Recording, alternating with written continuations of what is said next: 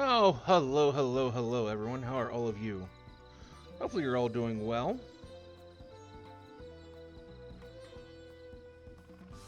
So, we're going to continue on with the dawntrail expansion of Final Fantasy XIV. Starting with the Feat of Reeds, Yuck Lamont is eager to help solve the Hanu Hanu's woes. I don't know the first thing about farming, but if there's a way to save the harvest and help the Hanu, then we're going to find it. I'll make Baku Jaja eat his words. Understanding the nature of the problem will be the key to solving it. We need to examine the reeds themselves and then deduce the cause of their poor condition. Aaronville, will you take us to the fields where the reeds are grown? Of course, follow me. Not sure if I like the new, quests begin and end music.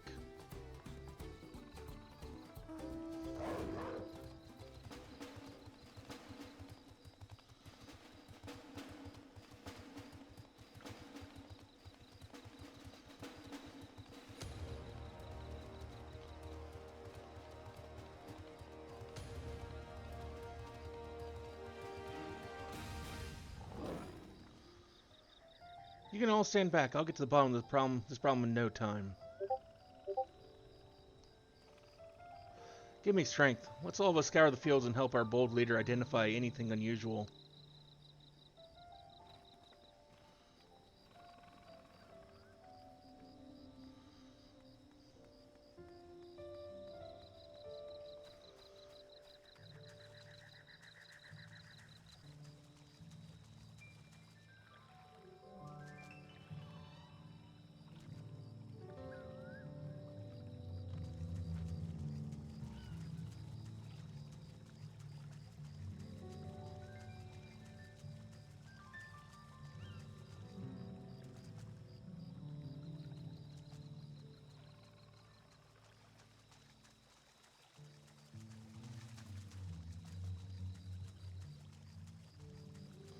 Lethargic frogs. That would mean there's probably poison of some sort?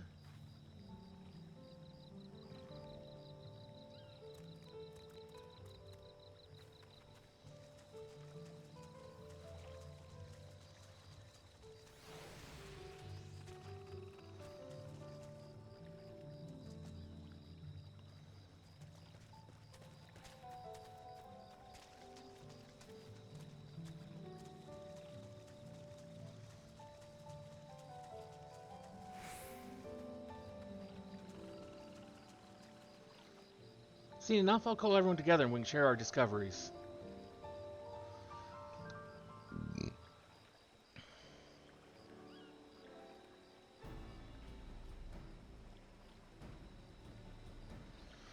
Well, what do you think? Any obvious problem?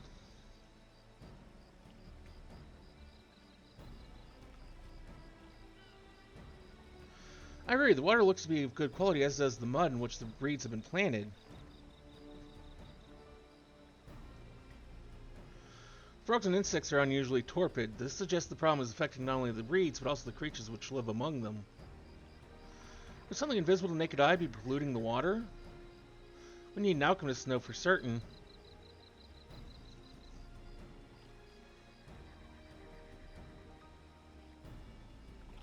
Not much to add about the fields, but something else occurs to me. When you're describing how the creatures seemed lifeless, I couldn't help but be reminded of all the listless villagers. They've suffered a terrible tragedy, I know, but there's another reason for their flagging spirits, I believe. Go on.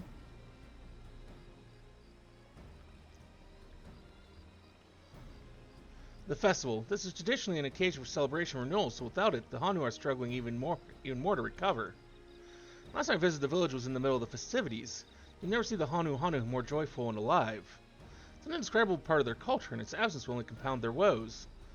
So I say we help them put on the festival, give them a reason to cheer in these sad times. Who knows, maybe fixing one problem could lead us to a solution for the other. Well, actually, depending upon what the festivities are, that could put things into the environment that could actually be beneficial to some extent. Right. I fail to see the relation between festivals and fields. Let's not be too hasty in dismissing the idea. Things that seem unrelated can later prove to be connected in surprising ways. True, and being bereft of ideas as we are, any proposal is worth entertaining. I suppose. Besides, this is Yuck Lamont's journey. It's only right that we follow her lead.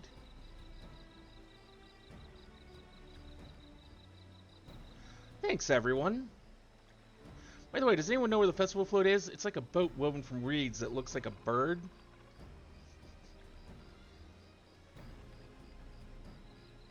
That big building to the north? Let's go and see it.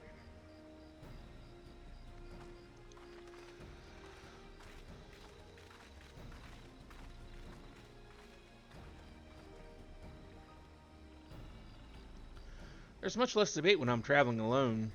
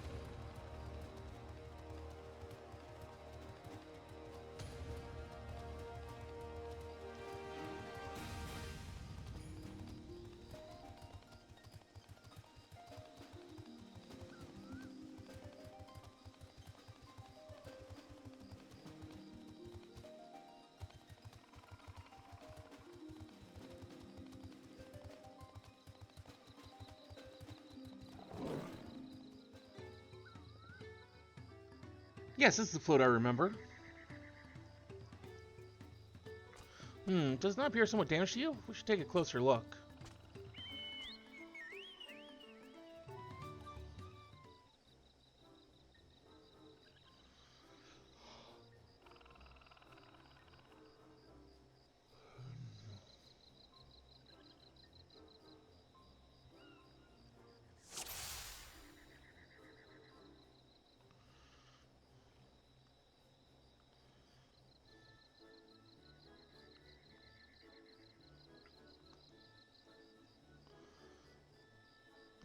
These tail feathers have seen better days. I swear the colors were a lot brighter than the last time I saw them.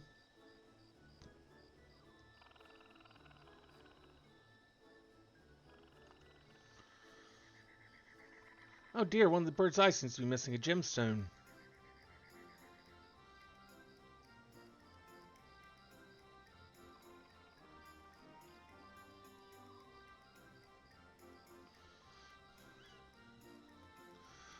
It's definitely broken. How will they lift this great big vessel without all the carrying poles intact?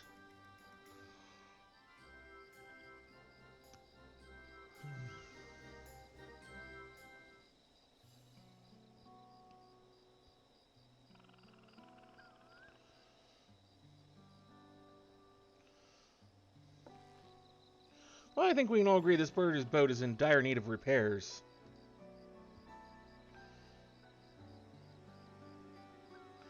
Now, how do we go about fixing it?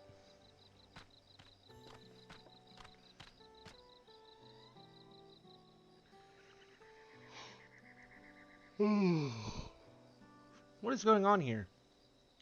We were admiring your festival float. 'Tis a shame it's in such poor state due to the recent storm, I gather. Yes, we had to leave it exposed while we ushered our people to safety. With the float in this condition, there can be no lifting of wings, no hihihana. Ihihana, that's what the festival's called. I want to help you hold it. Have you not seen our village? Homes are ruined. We're struggling to make repairs, and you want us to hold a harvest festival? I know how it sounds, but giving in to misery never improved anyone's situation. A celebration of life and growth may help you give you the strength to work through this tragedy. The Royal Festival Leader is mine this year. There's something I would like more than to lift everyone's spirits. But we don't even have enough materials to repair the float. We need a abokiksa for the missing eye, ipa wood for the poles, and feathers from the ones chosen to adorn the tail.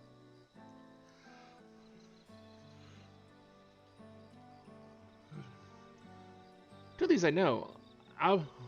Abokiksa is a type of precious stone used in arcane equipment.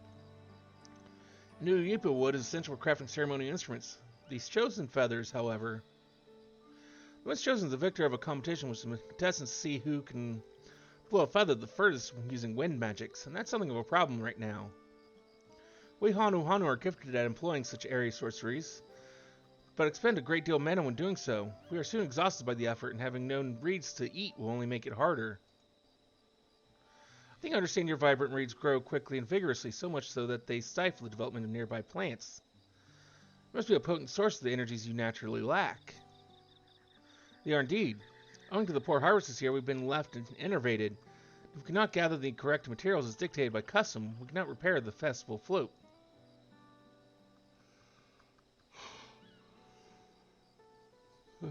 Oddly enough, we may have just stumbled upon our solution.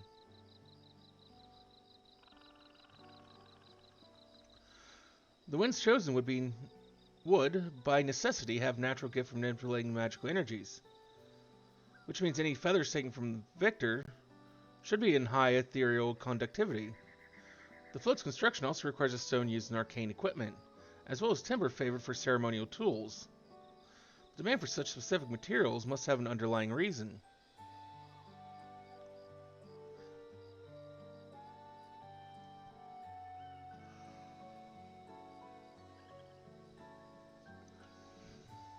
Precisely what I was thinking. This boat of reeds is in fact an arcane focus of some sort.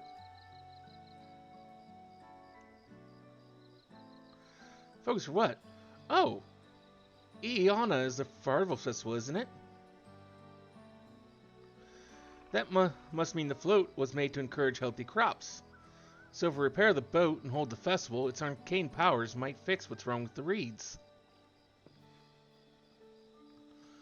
We won't know until we try, but 'tis a sound theory.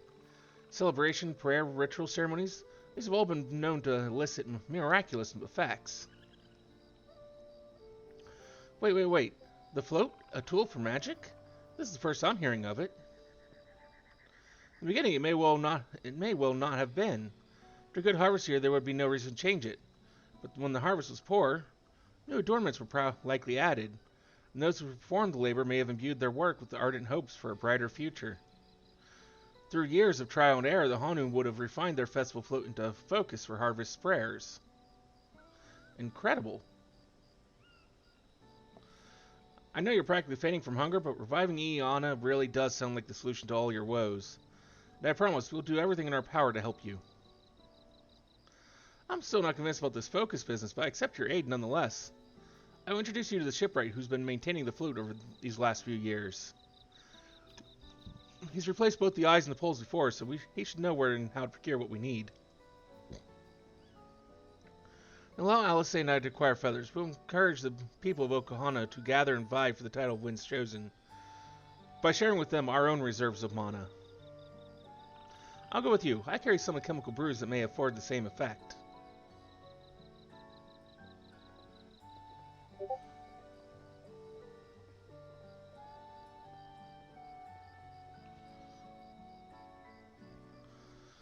The three of us will visit the shipwright then. Not without me. I've worked hard to fix the boat as best I can, and the responsibility is mine after all. I've not introduced myself, have I? My name is Lenuhanu. Nice to meet you, Lenuhanu, and certainly let's all go together.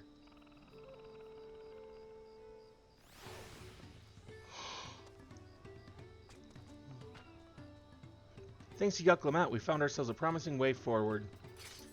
Experience and knowledge are valuable assets, but there's something to be said for following one's instincts.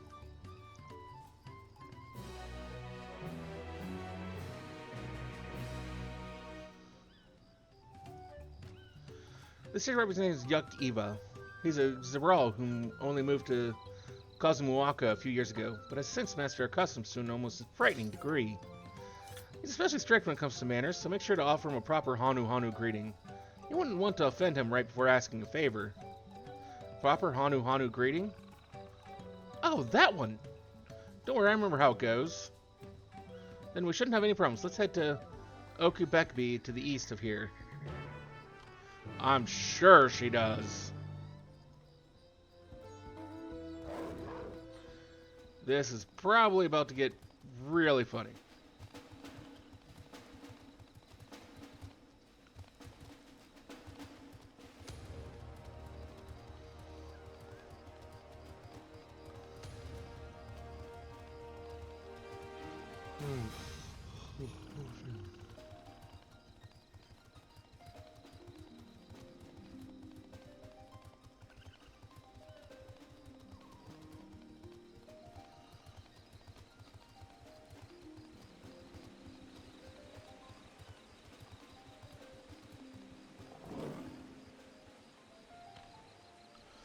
This is Okebekbi, the village of all.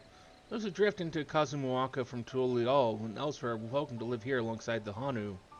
As for Iva, he lives and works in the House of Waters High. At the top of that tree nearby, follow me and I should warn you, the climb up the stairs can be challenging.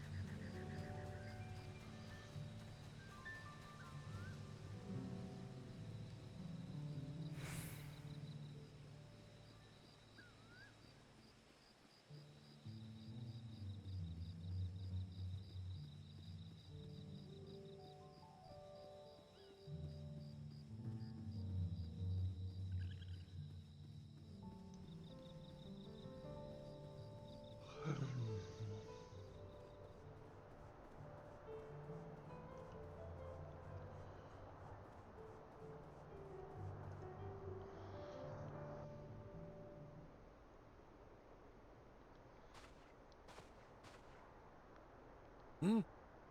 What do you want with me?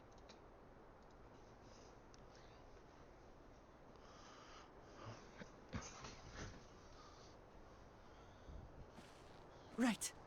The greeting.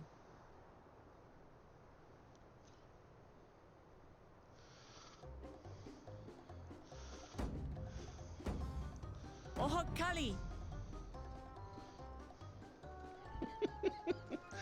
I mean, it's...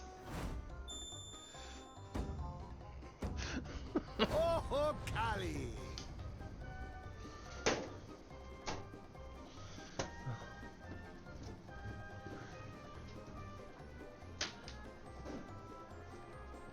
Good. Sure. You brought your manners with you.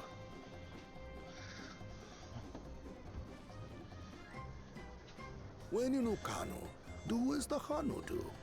For a country as diverse as ours, the preservation of harmony demands that we respect the cultures of all peoples who call it home. Well, that explains your familiarity with Hanu customs. And you speak truth, of course. To live together means to learn about each other. Ah, I appreciate an open mind. In fact, I get the sense we've met before.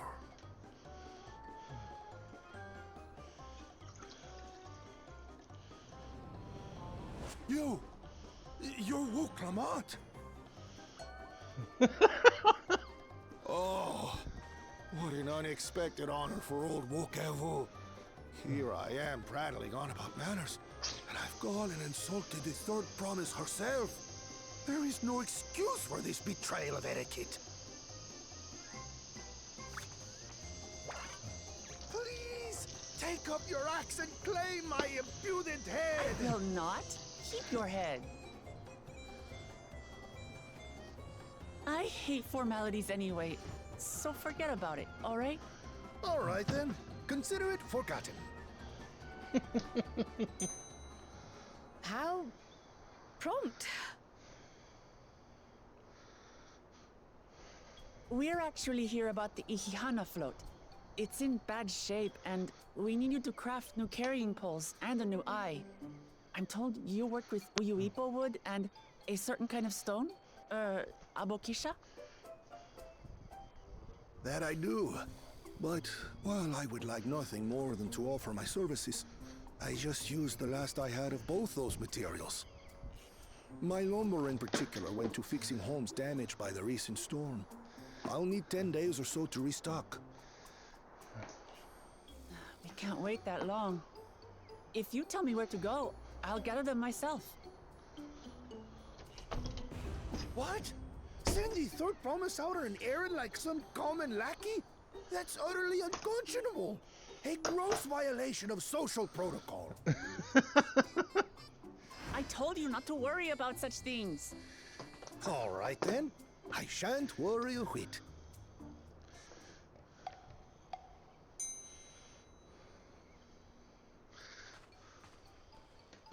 What's with your Hanu friend there?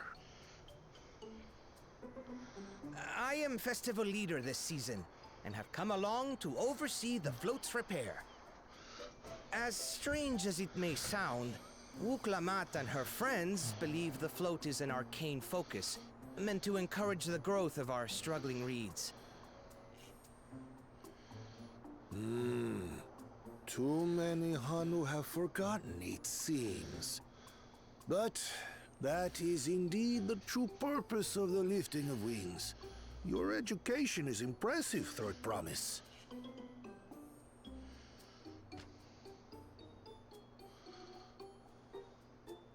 Well, maybe a little.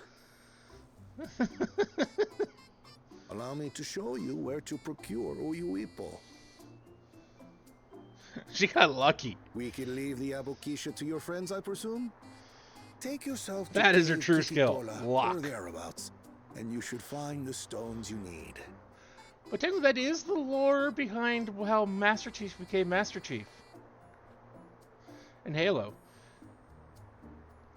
There were candidates that were smarter, faster, stronger, and any combination of those three than him among the That should Spartans. save us some time. But he had one factor that All right, then. that Cortana and Let's everyone get else moving.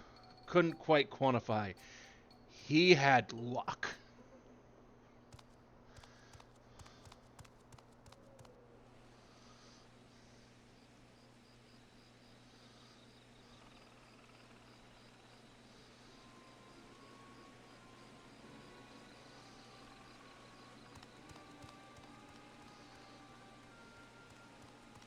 Chosen one of your rivals is making progress.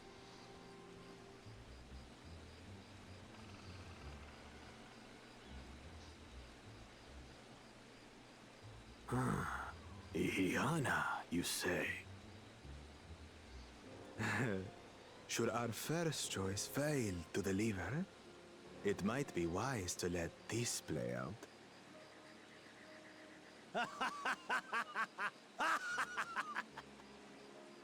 The third-rate promise is making herself useful after all.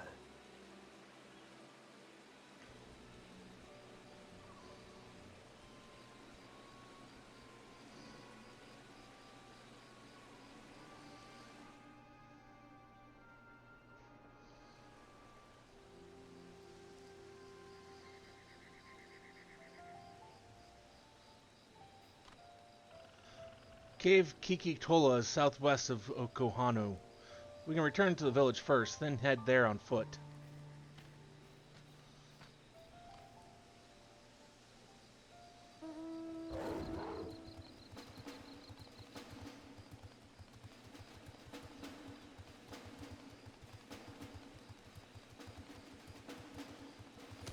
Oh, why am I...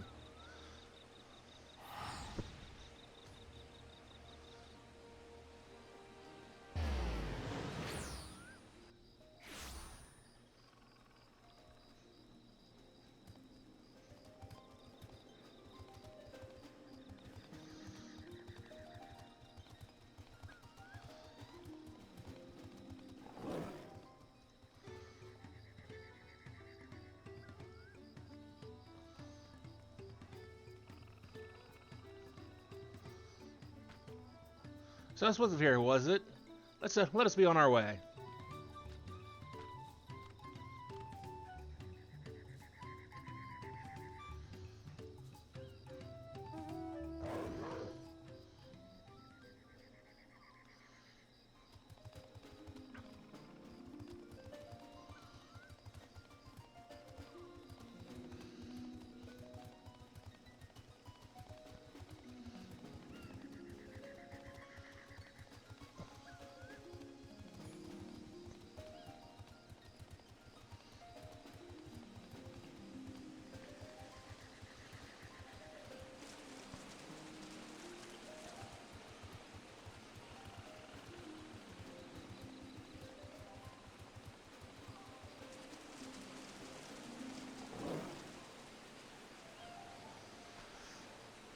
Cave Kikitola as promised, home to many deadly creatures. Venture inside if you feel confident, but I will conduct my own search out here. You can spot raw Abushika by its green-hued glimmer. Bring anything matching that description to me. I shall help scour the inside of the cave then. You take the west half and I'll take the east.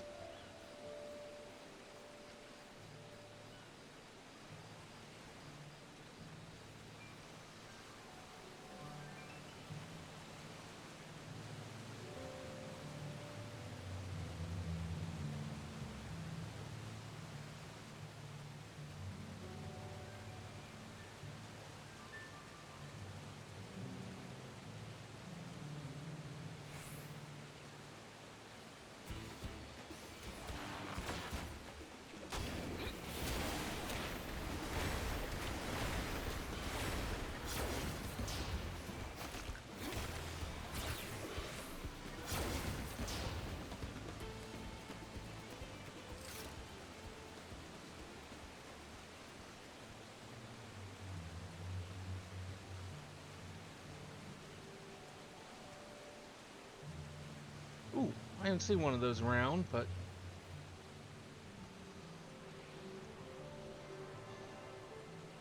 I am not exactly the best at spotting things.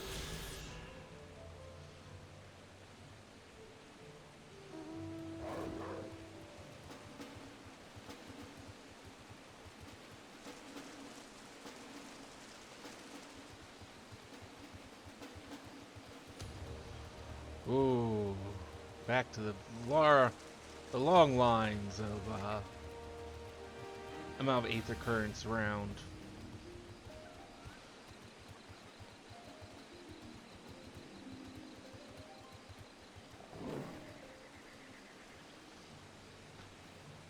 Picked up the ground near the cave, but found nothing. Did you have better luck inside the cave?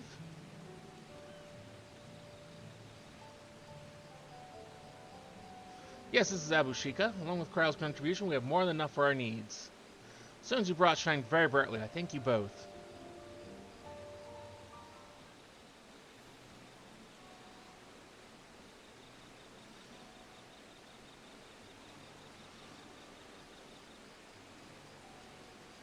Truth be told, a good friend of mine was meant to be a festival leader for this year's Ihana. But when the Vaxborg storm hit, he did not survive. It fell to me to carry on in his stead. That's why you agreed to Yuklamat's request, despite your initial reluctance. Yes, it hurt to hear, but she was right. Though I must mourn, I cannot let my grief consume me. Her words made me realize that the path to my recovery, our recovery, is already laid out before me, and I will walk it, for myself and for my friend.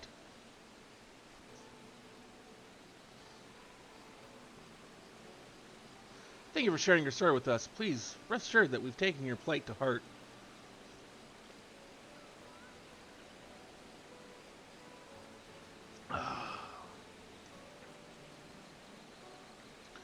I'm certain our companions are procuring the other materials as we speak. Everything will come together and the Hanu shall host a splendid, uplifting festival.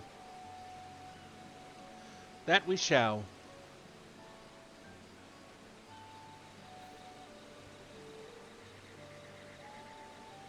With that, let's return and deliver the Abushika into Yuka Ivu's waiting hands.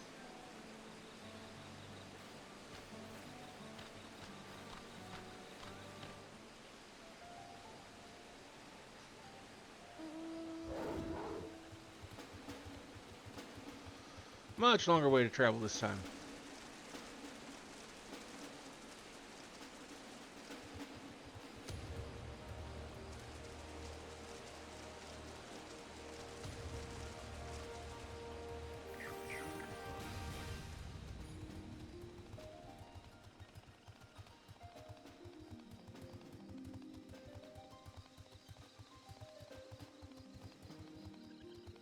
Oh.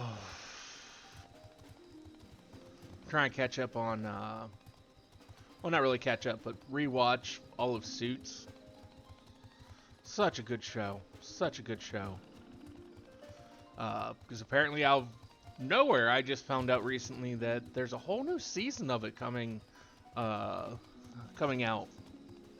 over on Netflix, which will be interesting. Especially since if I remember right, and it's because it's been a while since I watched the final season, or what was the final season of Suits. It was one of those shows that actually had a good, acceptable ending to it. That is something that is not always the case.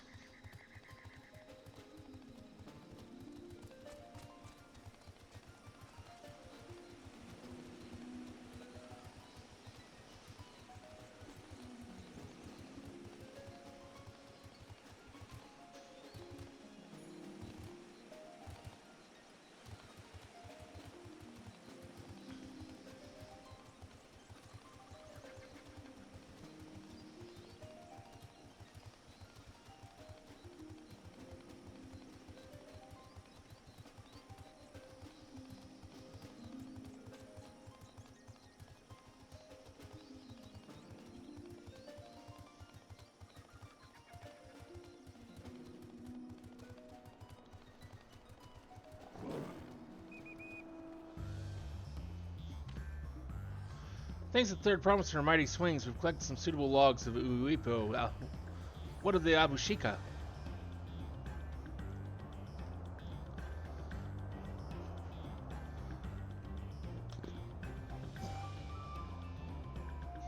Yes, these are excellent samples. A good quantity, too. At this age, you've likely surmised that the lifting wings encourages the crops to grow, but not exactly how, eh? Well, you're in for a treat. If all goes to plan, the results should be spectacular. Now, get to work, crafting these pieces for the float. Use an assistant versed in arcane arts to enhance the Uipo's conductivity. Then I'd be delighted to help. Everyone else should head back to Okuhanu. We'll join you at the float once the work here is complete.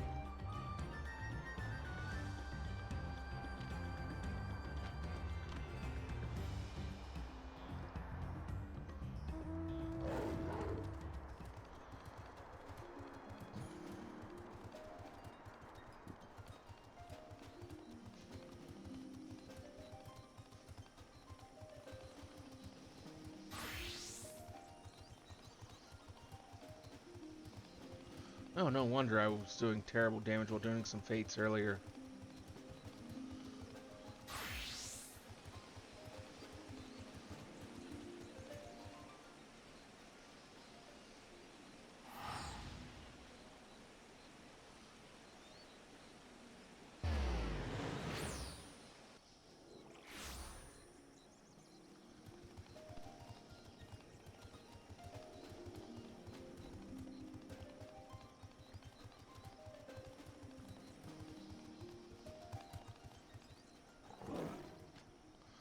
Gathering Uipo is a trial in and of itself.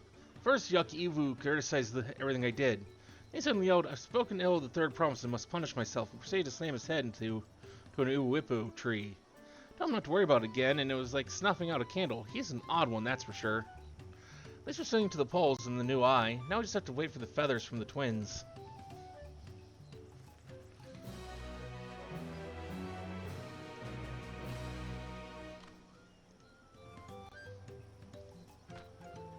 Should get some rest before the excitement begins.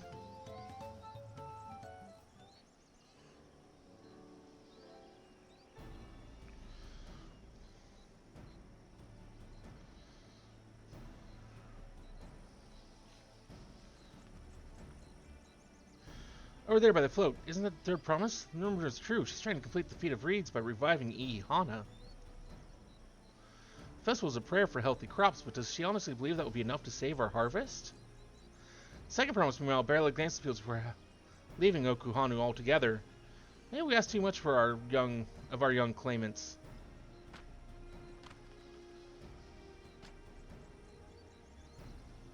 Well, I won't be too quick to count Koano out. A friend of mine overheard him muttering by the reeds something about what needs to be done. Is that so? Perhaps we'll get to see another of his innovations firsthand.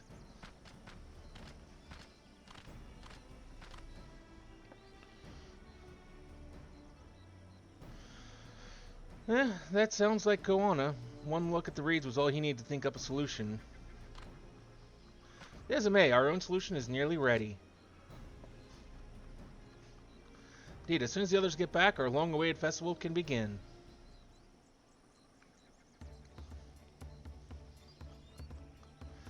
some doing, but we managed to gather competitors to vie for the title of wins chosen. The winner was only too happy to donate his feathers. You should have seen it. He called forth incredible gusts to send his feathers sailing for Malms. We had to turn ourselves, but it's more difficult than it looks.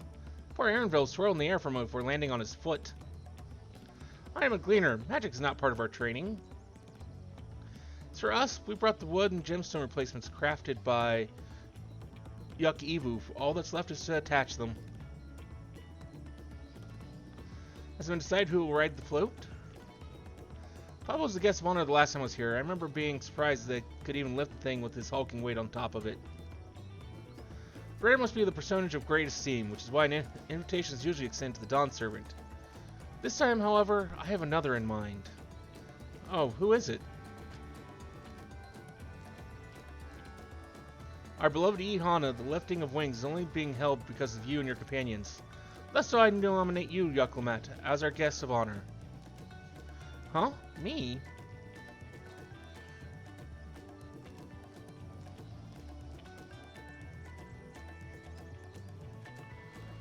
This bit won't make me seasick, will it? I'm gonna say it probably does. I don't think so. Then weigh anchor. I can hardly refuse a request from one even more enthusiastic about the festival than me. I'd be delighted to ride your float. Thank you, Yuklamat. I have roles for the rest of you as well. We'll be carrying the festival float in a slow procession towards Kazuno Nuaki, where the sacred likeness of Quiche is ensconced. What I'd like to do is clear the path of dangerous wildlife so that the procession can move along unimpeded. Consider it done. Looks like they stay until Yuck Eva has finished with the float. Let me come along and help with the clearing. As you know, I'm not much for fighting. I'll stay behind and assist Yuck Eva with the repairs. If you aren't sure what you need to go, the path I spoke of begins at the south of the village and branches off to the east. That'll lead you across the bridges to the stride of the sun. And we shall see clearing to it end to end.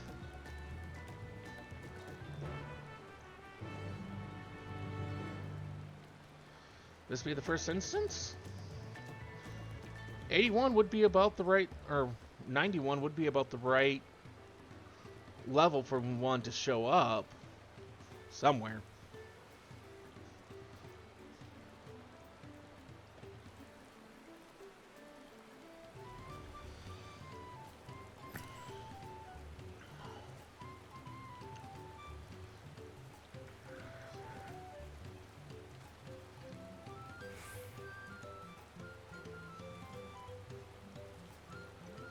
As Unuma said, Kuzunaki should be down this way, then off to the east where this path branches. And something about bridges and the stride of the sun. Anyway, let us split up and get to work. Once you've got all the threats you can find, we'll meet up in front of Kijahi. I don't know how to pronounce any of this shit. I am entirely guessing.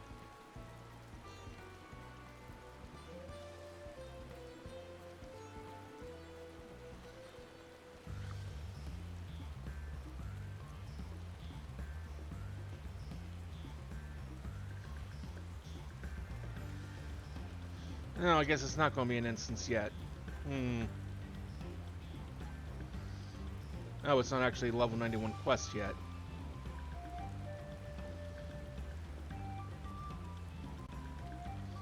That would explain a few things.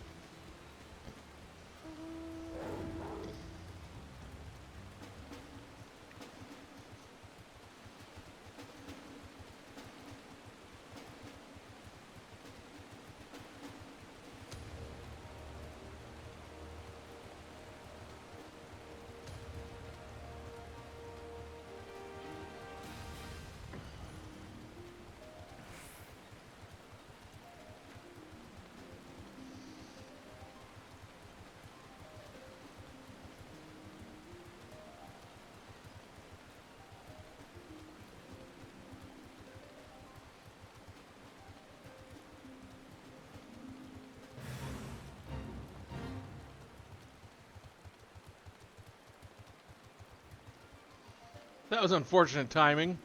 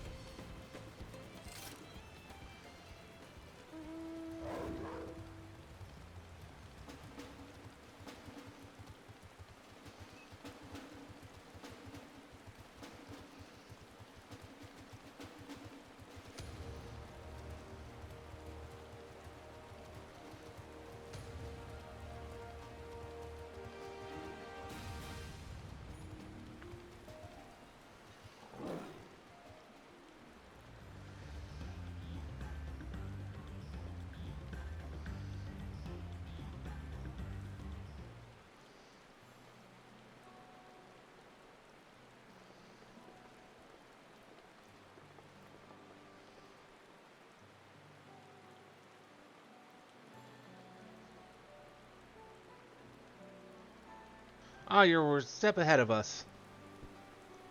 This is the likeness of Kishihi? The Hanu deity of the harvest.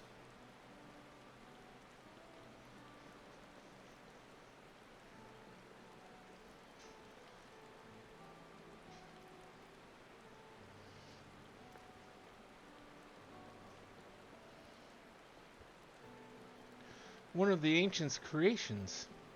It's possible a vestigial memory of that time endured. A subconscious recollection from the inheriting soul providing the basis for an entirely new religion. I have no idea what that means. As far as I know, Kashihi was worshipped on another continent. This ancient faith was then brought to Tural by the first Hanu. The Hanu migrated here from another continent? Then mayhap the two do share a common ancestor. Well, shouldn't we be getting back to Hanu? He'll want to know the path is safe for the procession. Right, I'll need to ride in the float. I'll run ahead and tell him we're done here.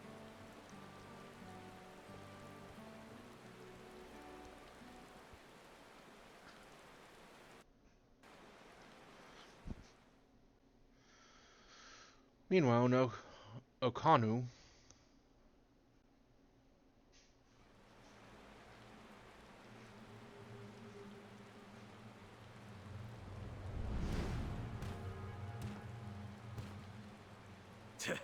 Not sure we heard you right, old man. Why don't you say that again?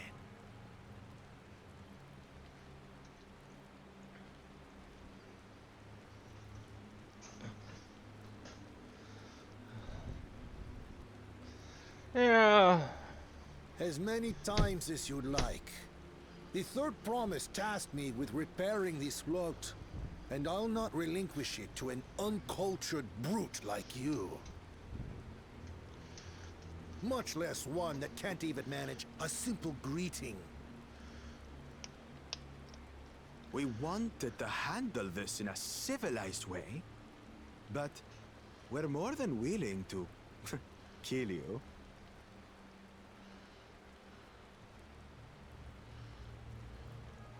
We have a two-headed problem. Yes, please hurry. She's on her way back already? Stand back, Wukevu! I will protect the float!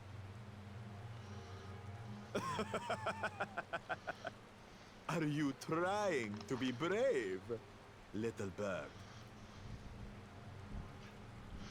You don't know what you're about to get yourself Never have into. repaired the float alone. Not properly. But thanks to Wuklamat and her friends, we can hold Ihihana again. This is a priceless treasure. And as festival leader, I would die to protect it. Very well, if that's what you want.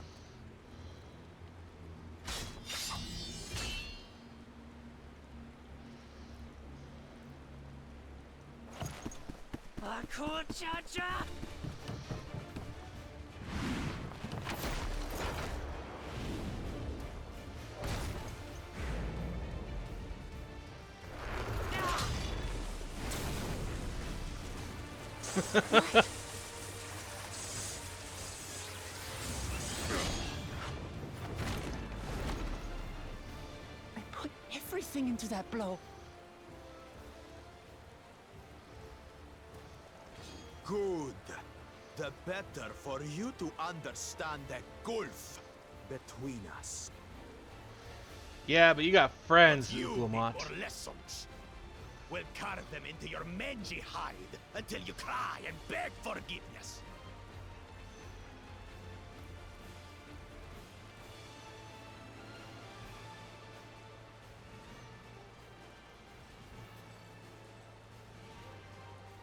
Your brilliant plan was to steal the float and take the credit. The so-called blessed siblings are nothing but cheats. Your scorn is sweet music. Come, weaklings. We'll crush you each in turn. Or all together, if you like.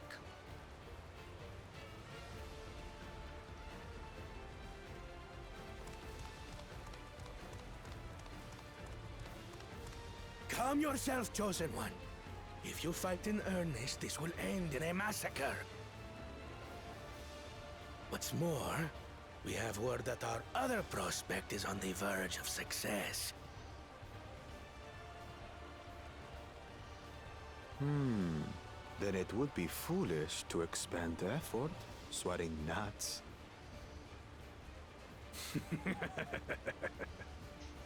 Lucky for you. Eh?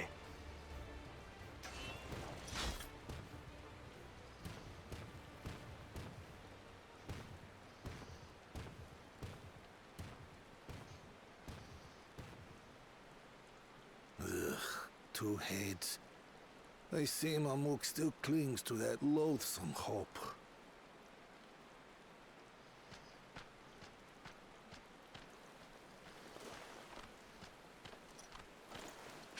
Talk to us, Third Promise. You're not dying, are you? It'll take more than that to kill me. I hope so.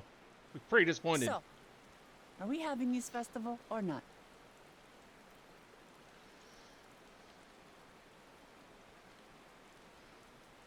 Yes! Yes, we are!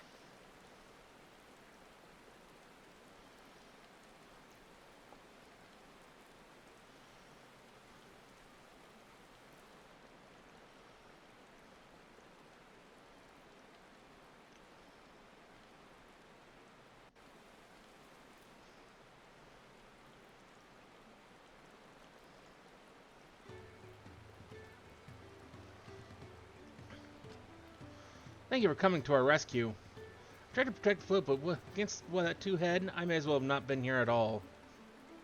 Nonsense. You stood your ground, brought us the time we needed to make it back. You were incredibly brave.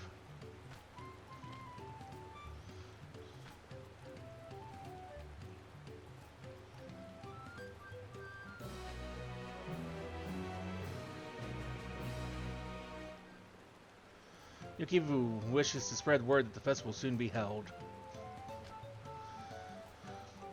With that exciting interlude over, you'll be pleased to know that my repairs are finished as well. Before we commence the festival, however, it would be a courtesy to inform the villagers that Iuhanu will be held after all. Go forth, but do not forget your greetings. At this stage, I should hope the reminder is unnecessary. Oh ho, Kali, see? I remember.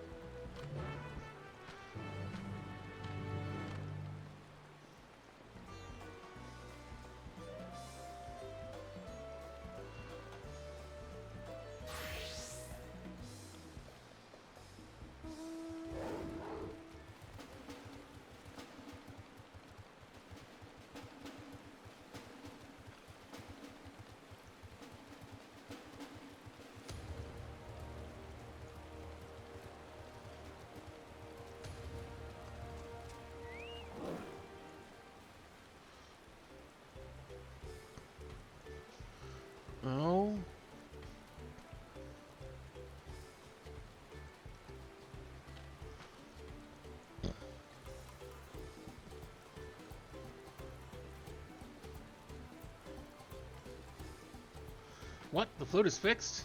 Our family friends would be glad to know that Ihana will soon be underway. They've wanted us to honor them with celebration. Not let their loss deter us from it. Must go enjoy the festival for those who no longer can.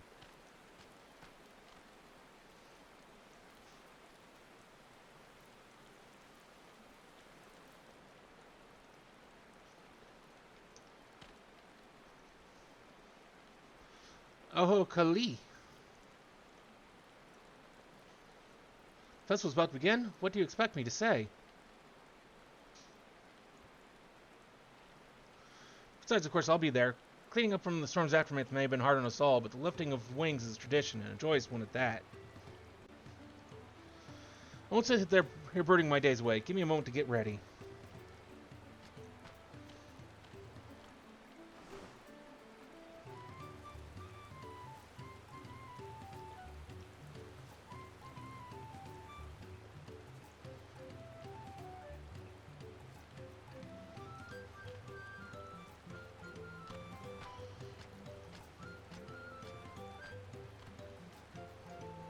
Thank you for letting me know. I would soon very much like to attend the festival, but the repairs should be finished as soon as possible. What to do? What to do?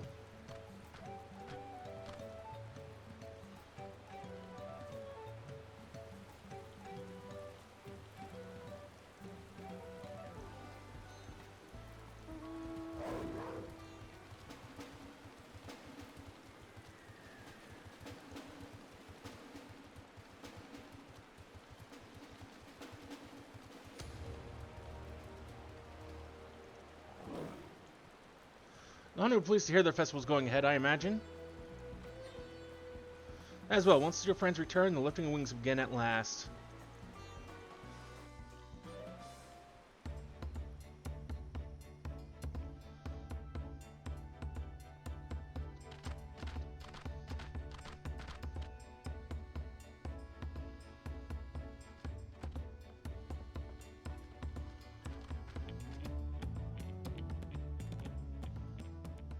So few have come. Patience. Once Ihihana gets underway, no Hanu will be able to resist joining in. Just so. Ukewu knows well the heart of the Hanu. Have faith, Third Promise, and climb aboard the float. It is time for the lifting of wings. Right. Off we go.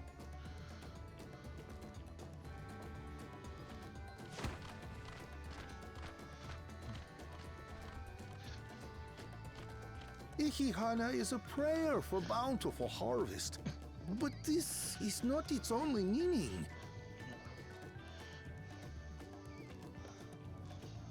It is also an exchange of pledges between rider and bearers, a commitment to a long and fruitful friendship. Listen well, friends! The personage we bear today is Wuklamat, the savior of our beloved festival! Let your shoulders burn, or your feathers fall out, but do not even think of dropping her!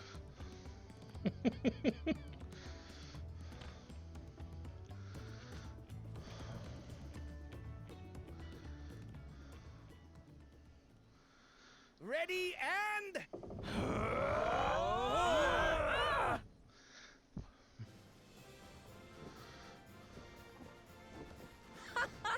I could get used to this.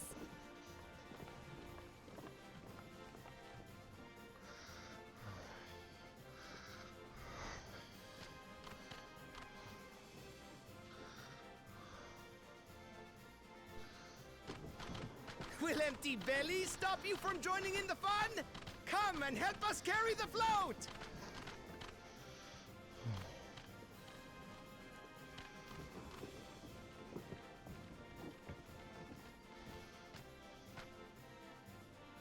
Well, well, well.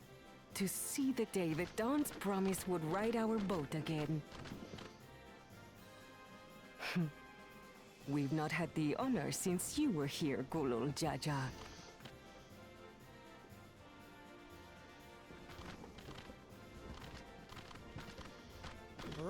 We've enough bearers now. Onwards to Kozanuaki!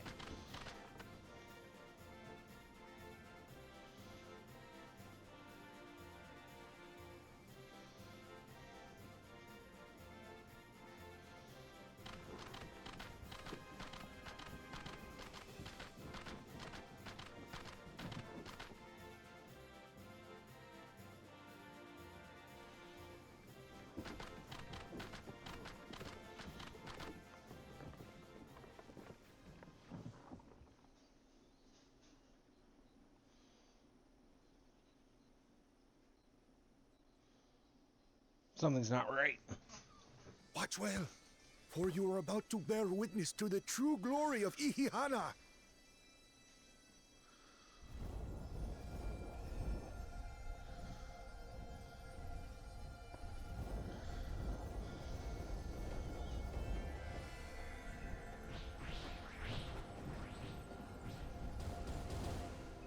The float draws upon our life force, concentrating and amplifying the energy.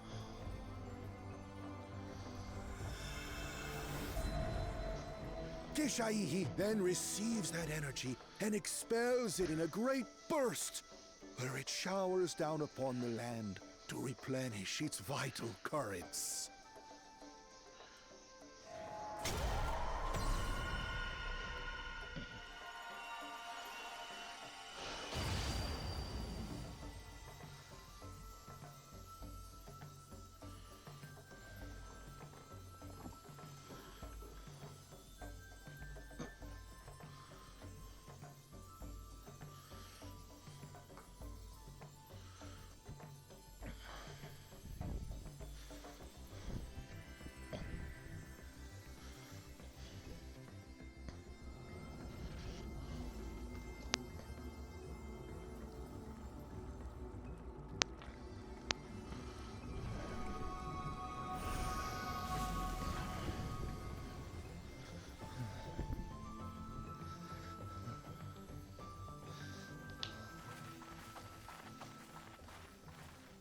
It worked. Like a literal charm. The float really was helping the reeds. That was amazing! To think that such a thing was even possible!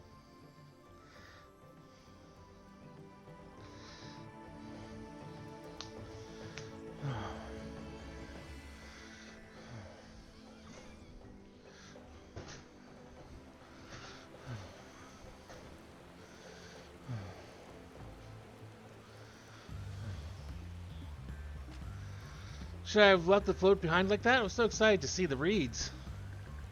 Nothing to worry yourself over. My brethren have been swept up by festival fever. Last I saw, they were taking turns with the carrying poles on the way back to the village. Please feel free to look over the fields and enjoy the sight of what you've accomplished.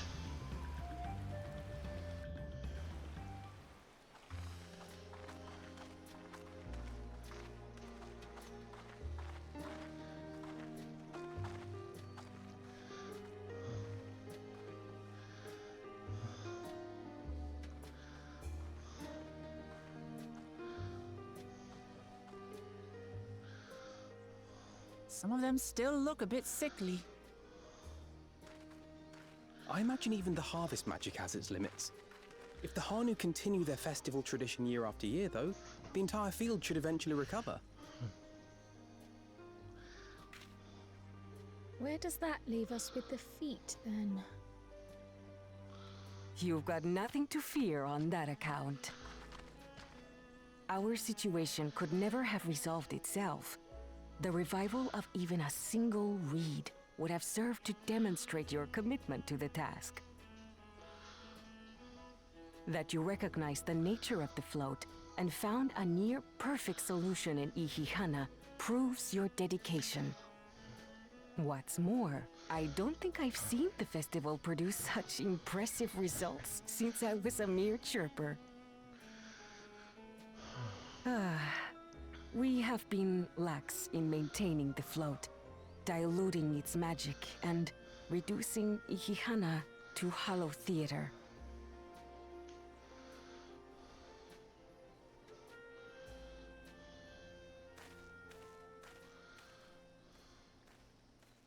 Ikihana! I was delayed by an unpleasant encounter, but it seems I arrived at a good time.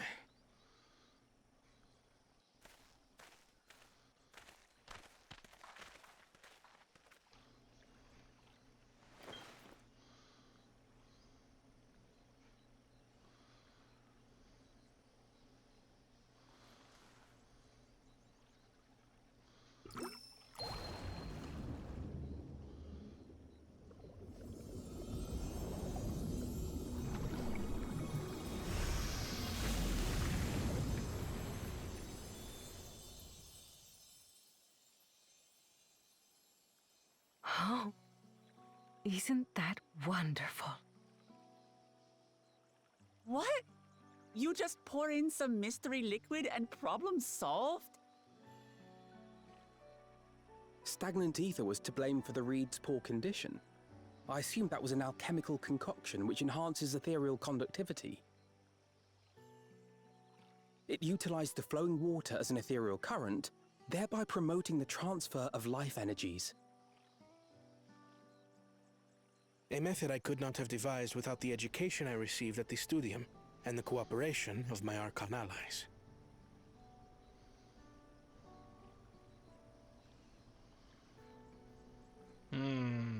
Archon allies? Uh-huh. Well, I think we know who they are. You see, Lamachi, this is why we need to embrace foreign knowledge and technology. Employed appropriately, they make light work of what would otherwise be arduous labor. There's no need to lug around heavy floats.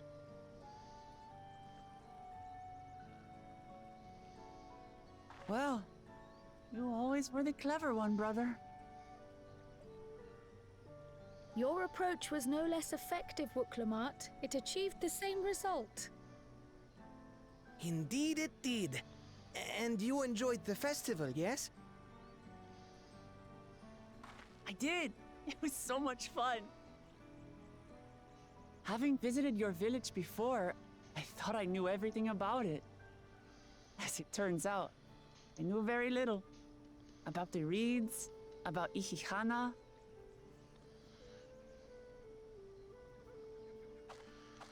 With all I've learned this time, I feel as though I've really come to know the Hanu. And I like you even more now than I did before.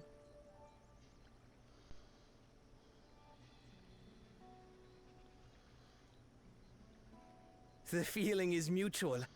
And it's not just you who had a lot to learn either. I'll never look at our float the same way again. The two of you have exceeded expectations. Come forth and claim your stones.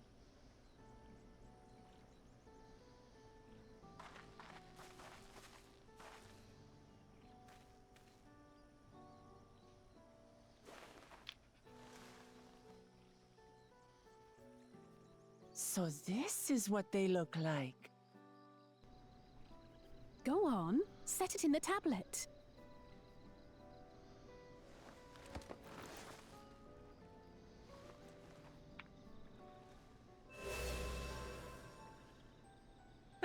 A perfect fit. That leaves 6 more. And on to the next.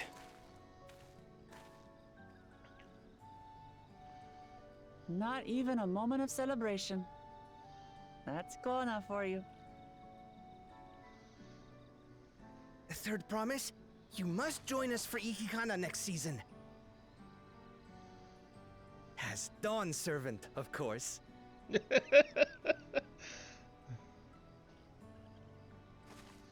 Right. It's back to Tulihiola for now. Thank you for having us. I look forward to seeing you all again.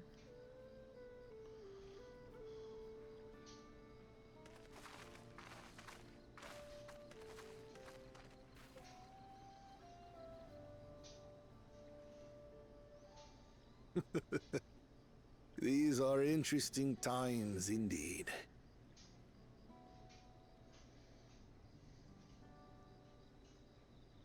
All times are interesting. It's just a matter of perspective.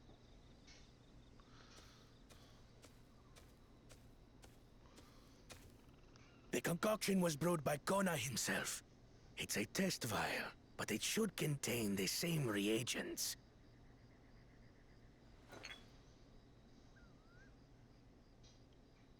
Good work.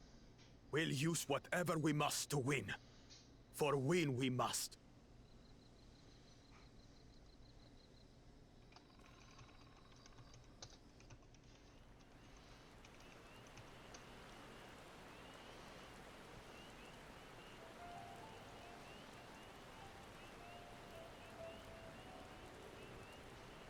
My journey has just started and already I've met so many wonderful people. Yuk Ivu, for one. He's a bit eccentric, but everyone could stand to be as respectful of other cultures as he is. And Linu Hanu, it warmed my heart to see him honor his departed friend through Ihihana, to help others do the same. Can't help but feel excited who else I might meet over the course of the contest. Come on, let's head back to Xbaltai.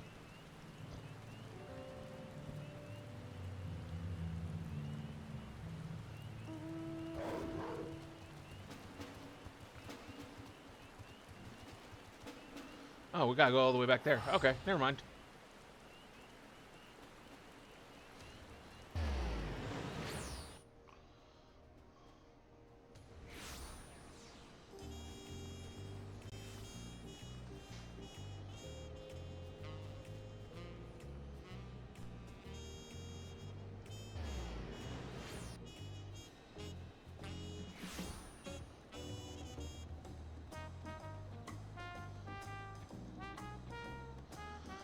Just like that, we found an elector and won our first keystone. I knew I was right to trust your instincts.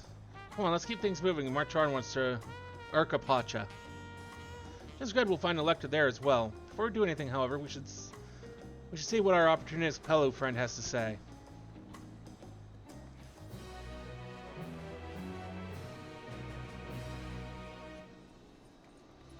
Approachable Pelu is waiting your questions. I'm waiting for what feels like days and eaten enough of Baruch Ivu's tacos to feed an army. What is it you'd like to know? Our main concern was confirming the state of the road ahead. Scroll to reach Urkupachu, we depart from the Arch of the Dawn, then take the road west at the first fork. Should we be wary of anything along the way? That is indeed the way to Urkupachu. With the damage wrought by the recent downpour, however, you'll be doing more stumbling than walking. Do take heart. When it comes to rugged terrain, we have a most dependable solution available. Come with me. Go and guess alpacas? That'd be my guess, at least.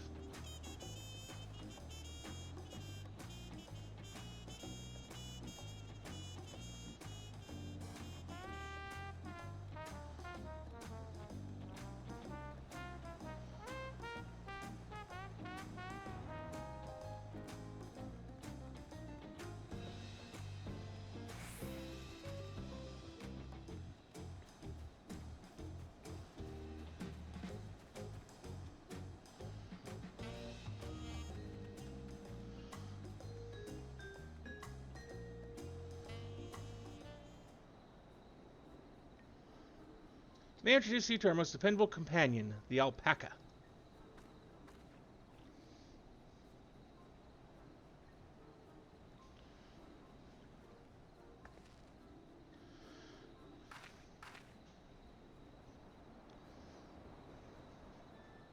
These animals can traverse the Urkupacha's steep mountain trails as if they were gentle fields, and all while carrying heavy loads. Our merchants would be lost without them.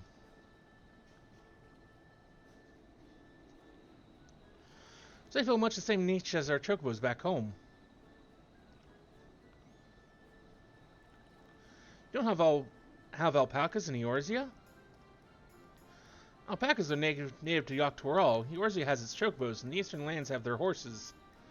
Why go to the trouble breeding another pack piece in place which ill suits its qualities and where it is not needed anyway?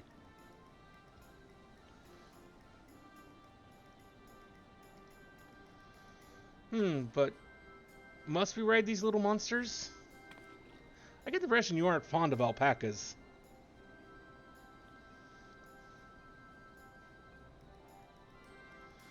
When I was small and Being a bit naughty, I went around pulling on their wool. One of them spat on me, and it was the foulest cinch you can imagine. Haha, I see. What do they like to ride? Alpacas bred as mounts are inquisitive and docile. Even those without experience find them easy to handle. We're really doing this then. So, was my information useful to you? Yes, very helpful, even if it wasn't what I wanted to hear. Good, I'll take payment now. You want me to pay you? I guess I should have expected as much from a Pelu merchant. Let me see what I have on me. The Pelu value the act of spreading joy through trade. As you should know, they take pride in making deals that benefit both parties. Well, nice they would have told us up front.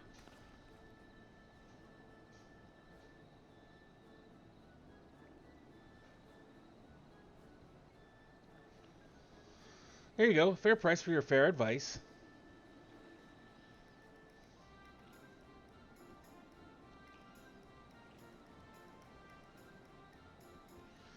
Yes, I made trade with the Third Promise herself. My friends will never believe this.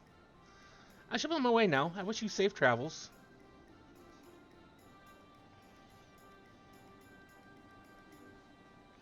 Off you go then, and thank you.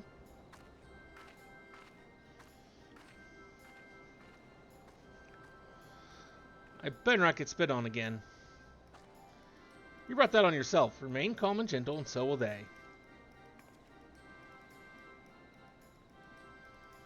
So I'm not happy about this. But if we need to ride alpacas to reach Arcopacho, then that's what we'll do.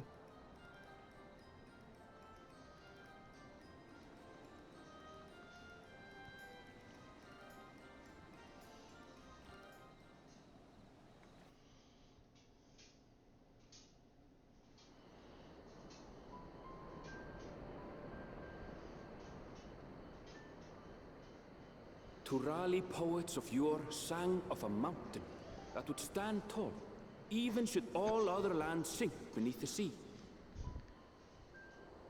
Indomitable and eternal, it arises from Urcopacha, the 100 peaks of time.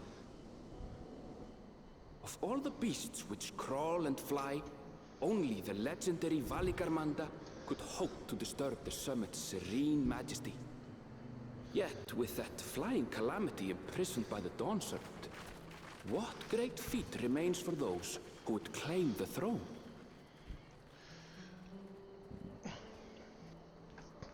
Well, that's what we're about to find out.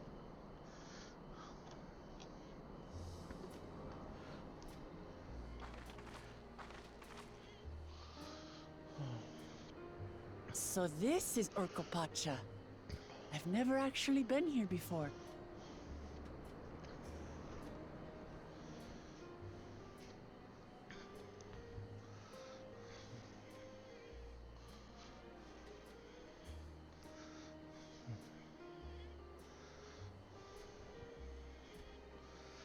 Okay.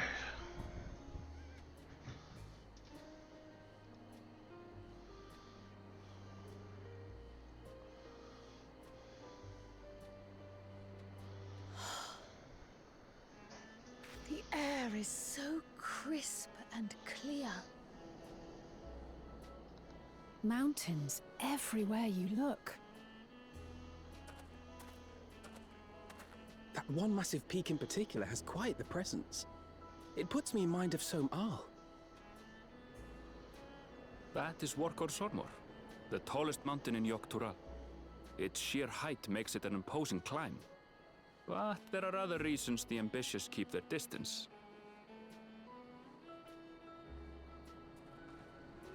Oh? Do tell. Where to begin? Excuse me, but you're Wook Lamat, are you not? I hadn't thought to encounter one of the Dawn's Promise here, of all places.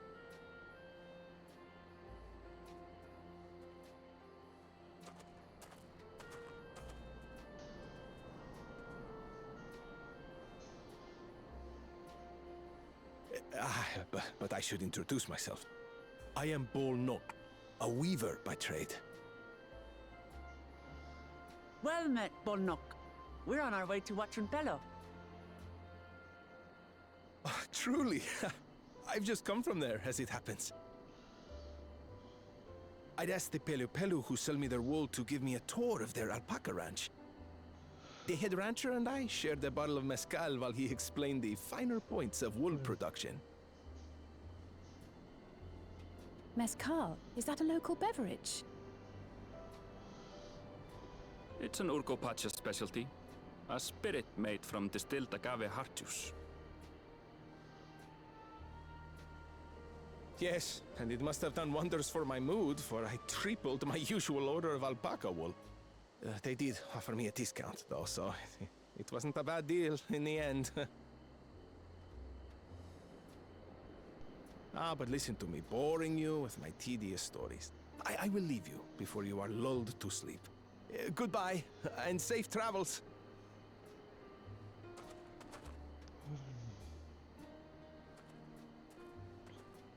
Oh, silly me. I almost forgot to say the thing I actually wanted to say. Peace for Tural. I agree with your vision, Third Promise. You have my support in your bid for the throne.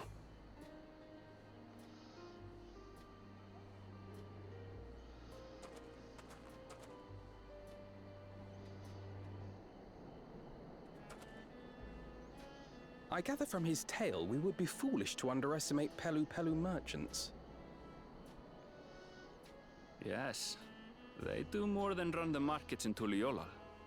Pelu peddlers can be found everywhere in Tural, traveling from place to place on their sturdy alpacas. They are effusive and engaging speakers, and many's the customer who's been talked into spending more than they bargained for. They won't find this customer so easily charmed. Think you overestimate yourself. Watrunpelo's down the path! Off the main road! Don't get lost! It's right there.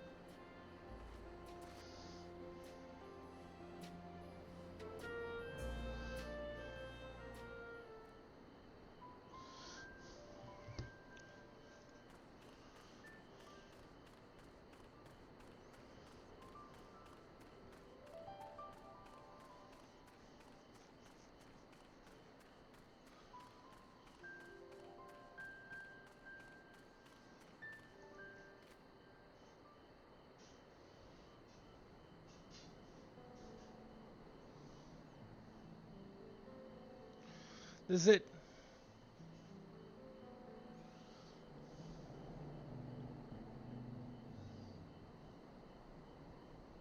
That's not good. I'm all this way for the right of succession. Oh, so this means I'm exchanging words with the future Dawn servant. Well, please, the outcome is far from decided, but it is a possibility.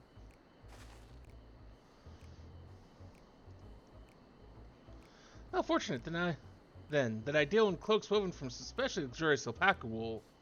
Such a garment would look magnificent when draped over the shoulders of our budding ruler. And a nation's ruler should dress her best for adoring people, yes? Finery for our finest lady, then. That's right. Come, Third Promise. My well-stocked shelves are but a few steps away. Finest lady, I like the sound of that. Alright, I suppose a quick look wouldn't hurt. What did we just talk about? Ernvo, when did you...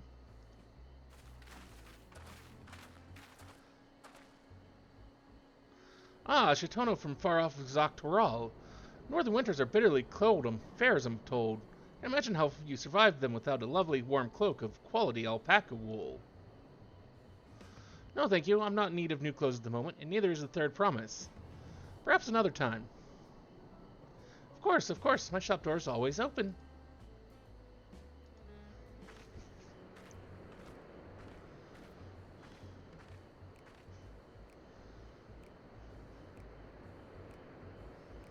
You were saying something about not being easily charmed.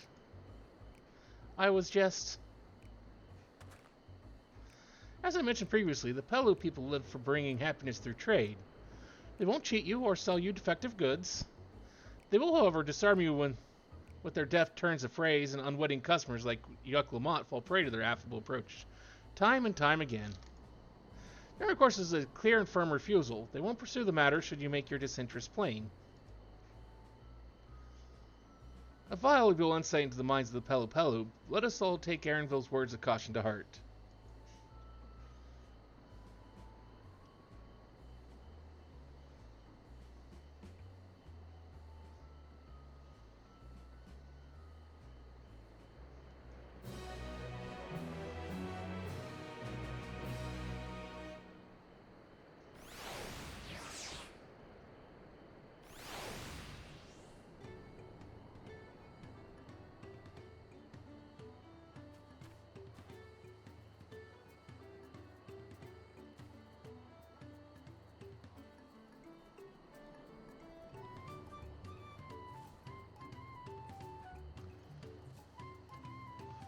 Yuck Lamont is ready to search out the Dawn Servant's Elector.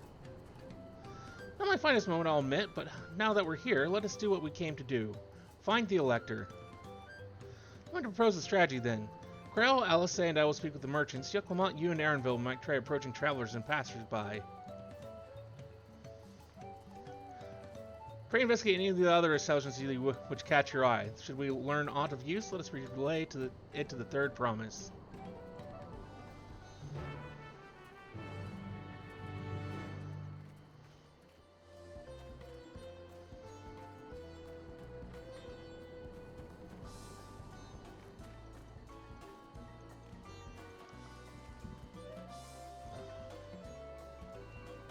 The Dawn Servant's Elector?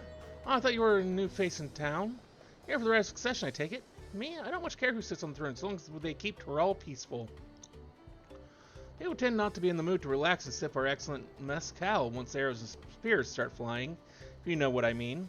Speaking of which, would you like a cup? A joy shared is a joy doubled, I say.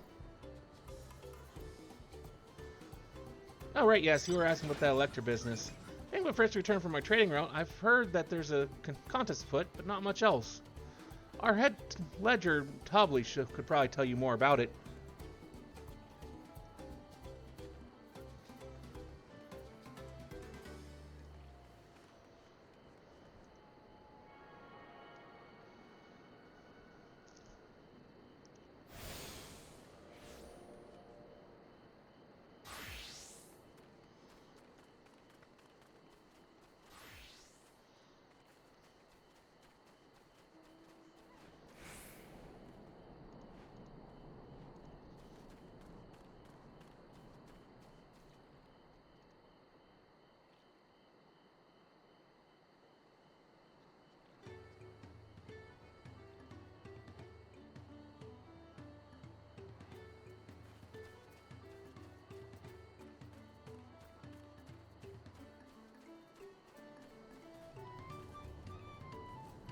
Electors, oh yes, I've heard all about the right of succession. They're looking to put a new ruler on the throne, eh? Personally, I'm rooting for Zerl Jah. First Promise Twins will look to expand our sphere of influence.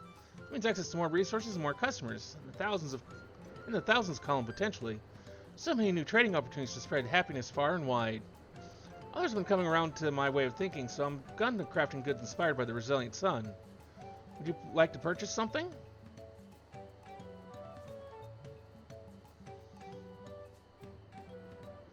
Well, you said you want to know about the Elector? I could help you, but I won't. I can tell you're no supporter of Zerl Jah or his policies.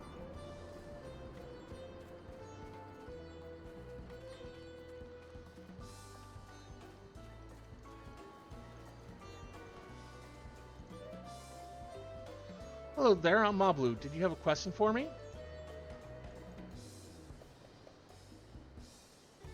Sorry, I don't know about any electors. You should take a moment to see our prized alpacas before you leave, though. Oh, but be sure to admire them from a respectable distance. Get too close, and our nervous darlings may be tempted to spit on you, and that stuff stinks. Sounded to a visiting buyer not so long ago. Tobley, that's the head rancher, was so mad at me for not giving a proper warning. No one makes a mistake without Tobley noticing. He knows everything that happens on this ranch.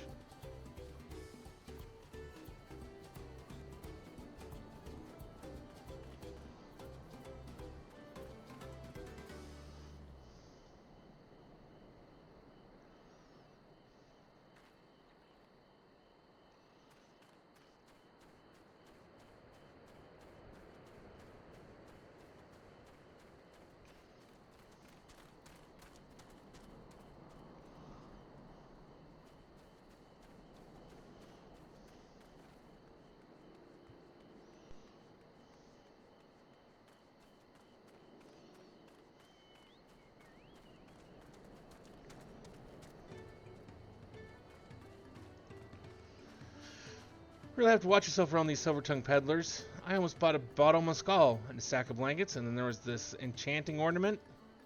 You know, I did manage to learn that Tubley is the man to talk to about the contest. Nothing they'd share where this head ledger of theirs is to be found.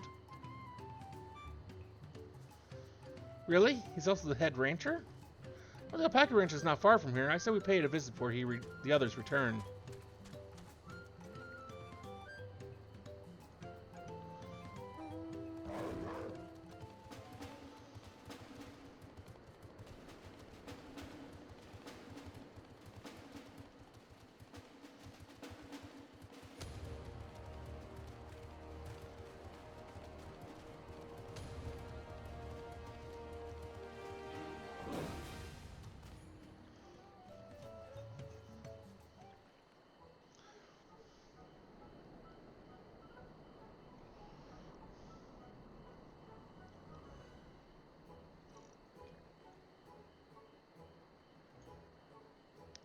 That is a lot of alpacas. So we know the head ledger could be here somewhere. I can't let fear deter me. And not to say that I'm scared, of course.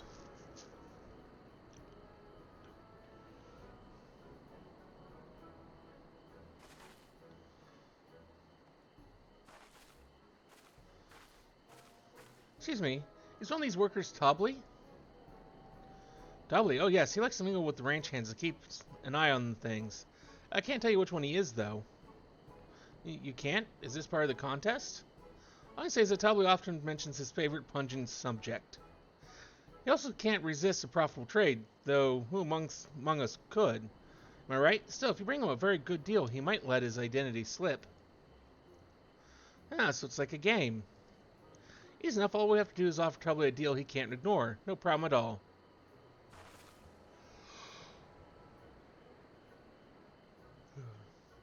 Well, maybe one problem. I don't think my purse is deep enough to pay everyone we think might be Tubley.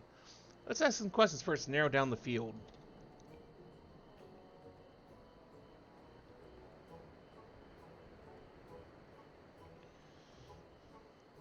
Great, we can meet back here to share our impressions.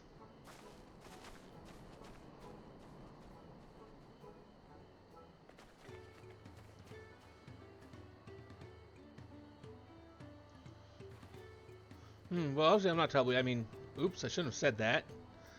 You're meant to find out for yourself who Tubley is, or if an elector is even in the village at all. Good luck.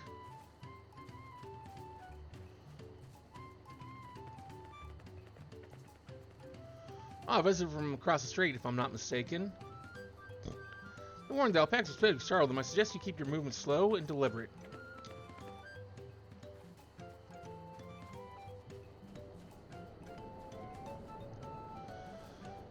You may think I might be Tubley. Well, maybe I am. All I'll say is that in this village, none have reared more alpacas than I.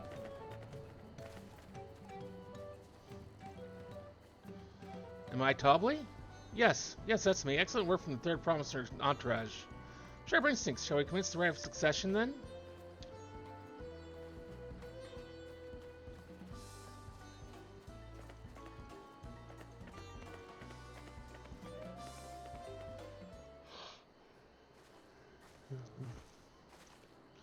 I see we're both done with our interrogations.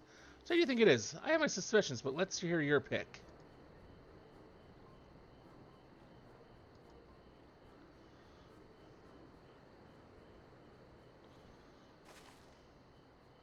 That loud, boastful fella? I suppose he could be Tubley. Only one way to find out.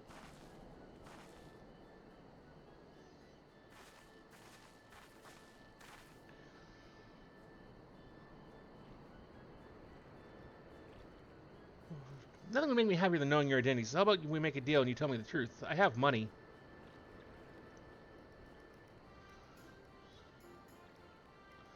And I agree to your trade. Done. As for my part of the bargain, I am not Tubley. Not the head ledger and not the head rancher. Just a humble ranch hand. You're not him? I trusted you. The coin could have brought me 300 gourmet tacos. No, I can't let this taco tragedy distract me from the matters most. We need to determine which one is Tubley. Damn it.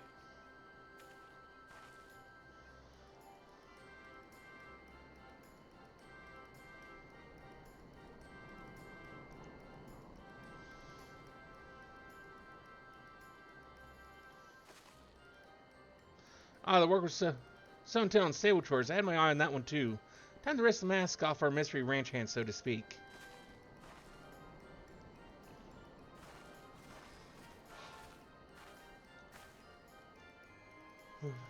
We know it's you, Toblin. To prove it, I propose a deal. A generous sum of coin for confirmation of your true identity.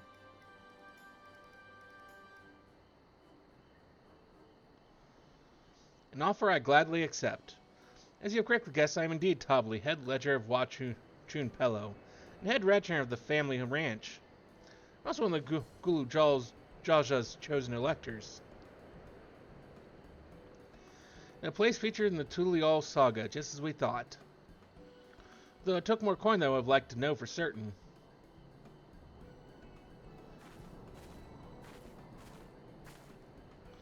She found you out fair and square, Tobli. And I'm glad she did. Would have been a pity had her bid ended here.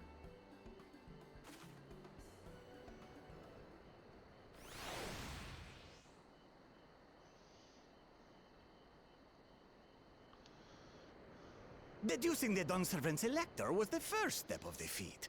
Too simple a task for this aspiring ruler, eh?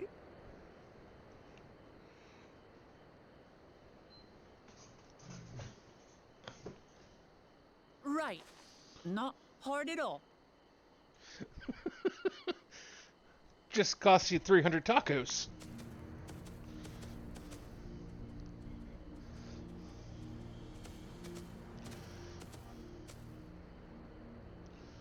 Zorolja.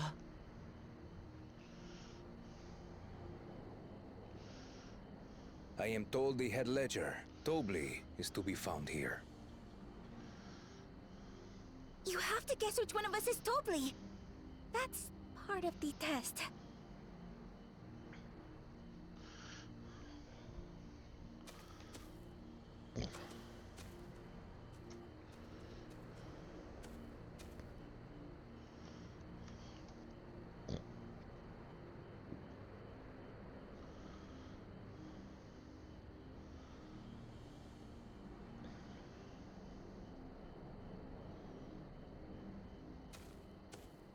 You're Tobli.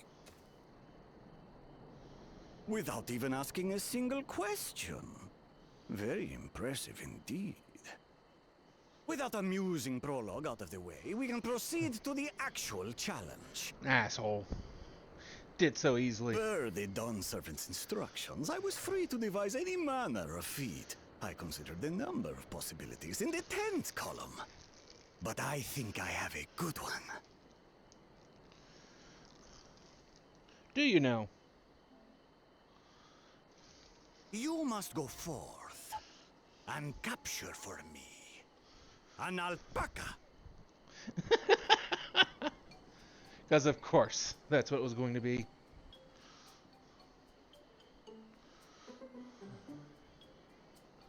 While I've not had the best experiences with alpacas, aren't they generally docile creatures? That doesn't sound like much of a challenge.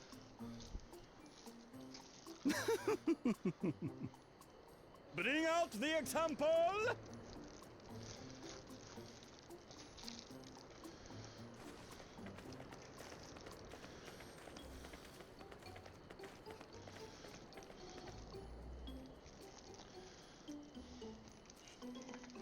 This is a special kind of alpaca. Would you please approach the animal, Third Promise? Who? Me? Well, it should stay calm if I stay calm, right? That's what Aaronville said.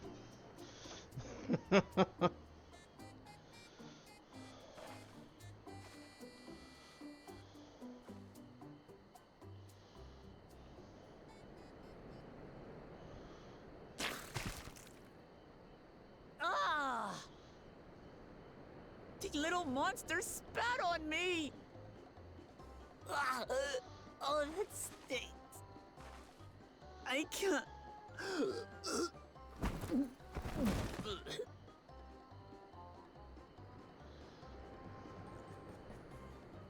Alpacas are paradoxical creatures, being both extremely curious and extremely cowardly.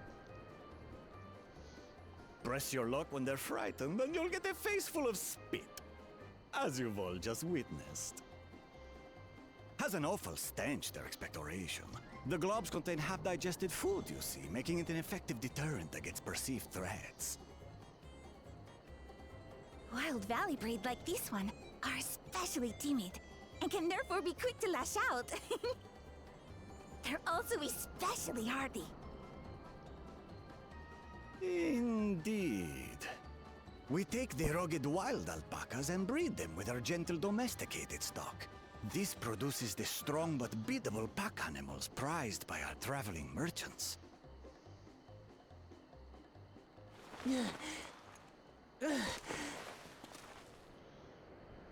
That's all well and good, but did I need to bathe an alpaca spit for you to make your point? So, the task is to catch a wild alpaca. That is correct. But be warned that it is a feat easier said than done. I suggest you prepare well before you enter the valley where the creatures dwell. And by you, I mean the claimants only. Allies are not permitted to assist with the catching. The alpacas will help me judge which of you is worthy of receiving a keystone.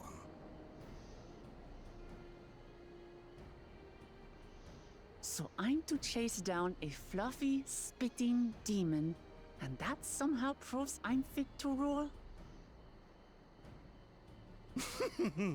As I said, the Dawn Servant granted me the freedom to decide my challenge. And when you reach the end of the rite, I dare say you will understand why I chose what I chose.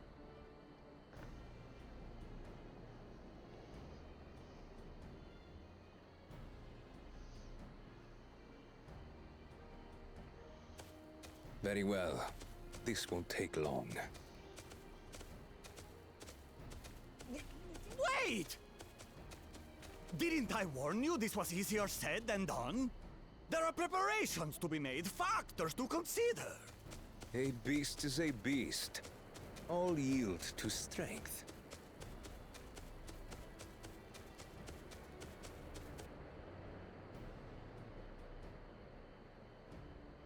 So far, this experience has done absolutely nothing to improve my opinion of alpacas.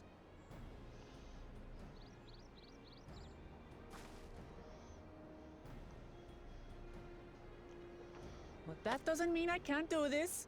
Revolting spit aside, they're just another animal. Think we're about to learn that they're not.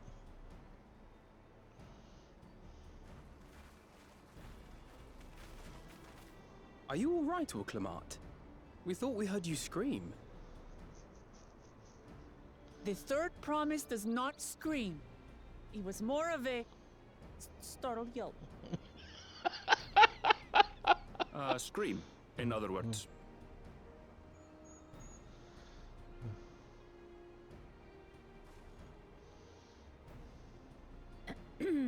Did you find the Elector? Oh, we certainly did.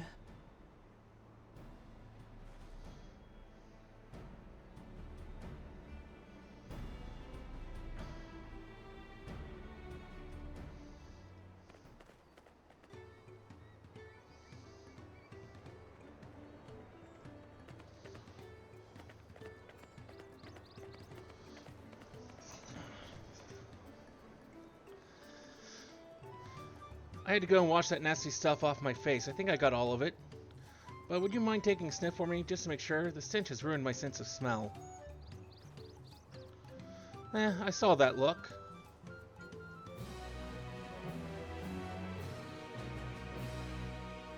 Amber wishes to discuss the feat of gold.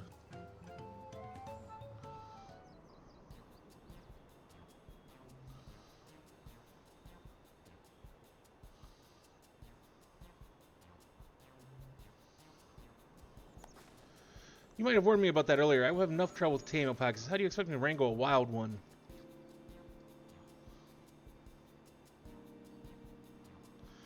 The proper saddle, we infuse the leather with a relaxing scent that soothes the spitting beast. Wonderful. Give me one of those then. If you've perhaps forgotten, we are a clan of merchants. If you want a taming saddle, then you'll need to find a saddler and make them an offer. They don't come cheap, of course. Crafting a saddle will cost you the equivalent of a 10 pal, or 10 pel in the thousands column. I mean, 10,000 pel? I don't even have that. I don't have that kind of coin. Converting to gil, that comes to around 1 million or so. Mayhap if we all pitch in. No, this is my feat to accomplish. I wouldn't feel right about having others pay the cost. I'll find the money somehow.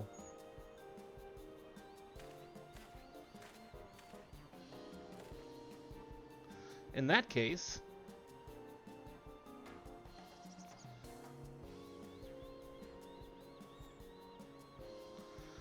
the basket of wool is worth the sum you paid me earlier. 1 pel in the hundreds column. Getting with the wool, you can trade for even more valuable goods until you have something very suitable to bargain with for the saddle. That's a nice gesture, but you think I can turn 100 pel into 1 million? That's 10,000 times more. We need 10,000 pel, not 1 million, so we're looking at 100 times more. Oh right, I panicked and got confused with Alphino's million gil.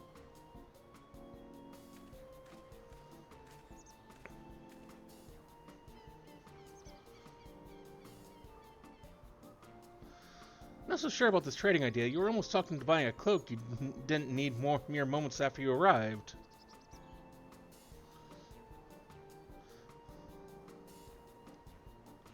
But I hate it when you're right. Let me help you with your deal making. Oh, hello again. Mablu, I work here as a ranch hand, but I've also learned a lot about the peddler profession.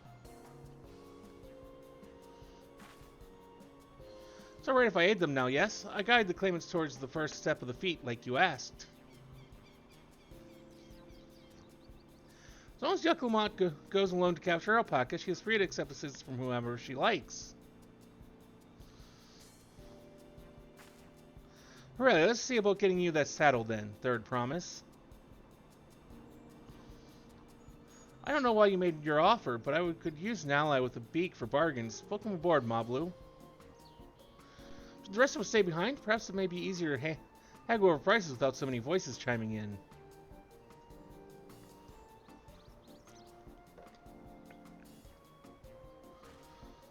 Yes, stay here and pitch in with the ranch work. With Mablu gone, I'll need extra hands to tend to the alpacas. Clearly, although I think you should go with Yucklamat. You've seen markets and bazaars the world over and surely have sage advice to share. In that case, you should also hold on to the alpaca wool. If it's misplaced or soiled in some way, you'll have nothing to bargain with. If I do such a thing, but I'll leave the wool with them anyway. Better to keep my hands free.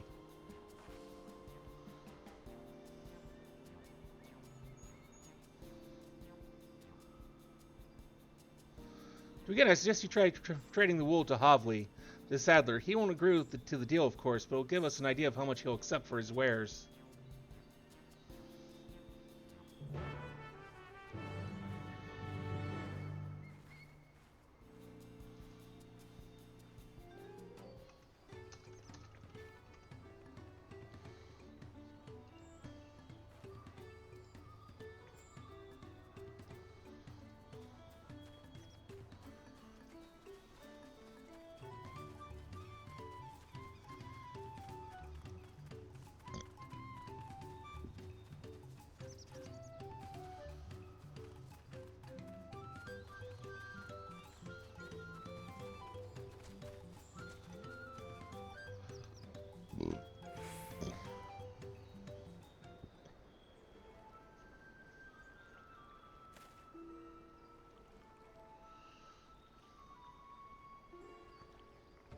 Something I can do for you?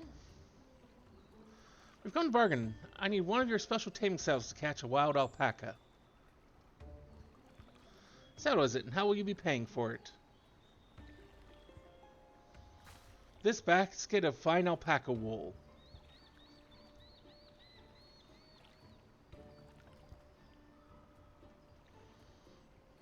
What use does a saddle maker have for wool? Besides, this would barely cover the cost of a single strap buckle. Offer me something I actually want.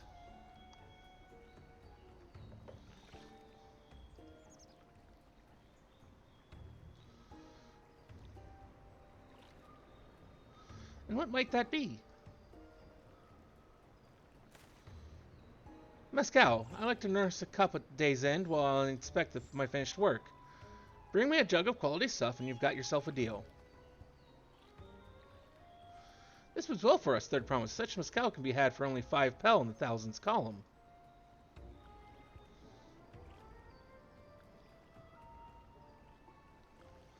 Hold on. Did you say Third Promise? My offer has changed. The saddle is going to cost you a jug of premium mescal. Aged 3 years at least. 3 years? That stuff is valued at 10,000 pel or more. Why have you doubled the price?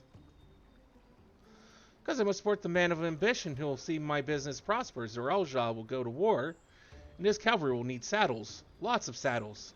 Something personal, Third Promise, but I won't sell you my craft for anything less than my asking price.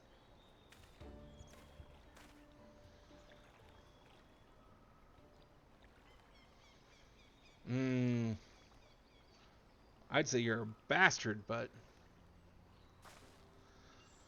Can't say that I blame him. I'm known for championing peace, and peace is unlikely to bring him more customers. Those of our grandparents' generation remember the dark days when the clans were at war.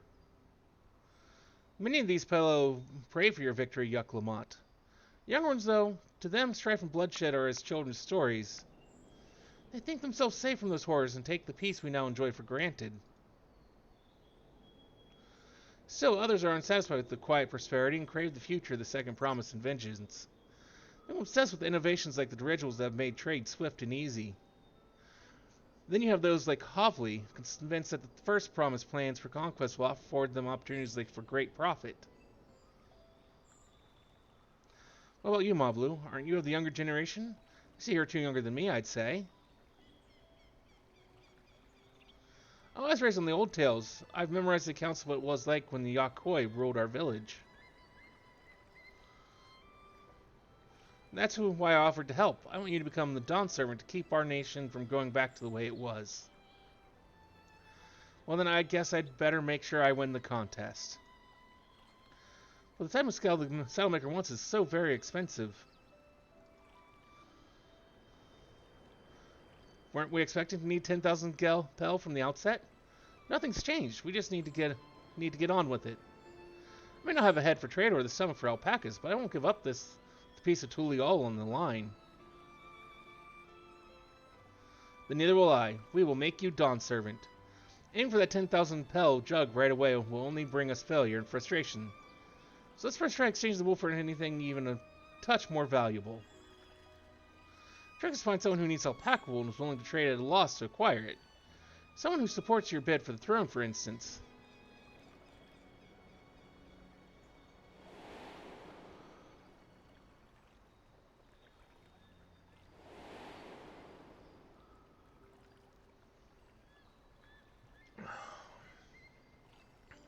Of course, the weaver. Bull Knock was his name, I believe. He went out of his way to say he agreed with my vision and he was here to buy wool. I think they remember the direction he was going, but for now, let's head back to that road where we first met him.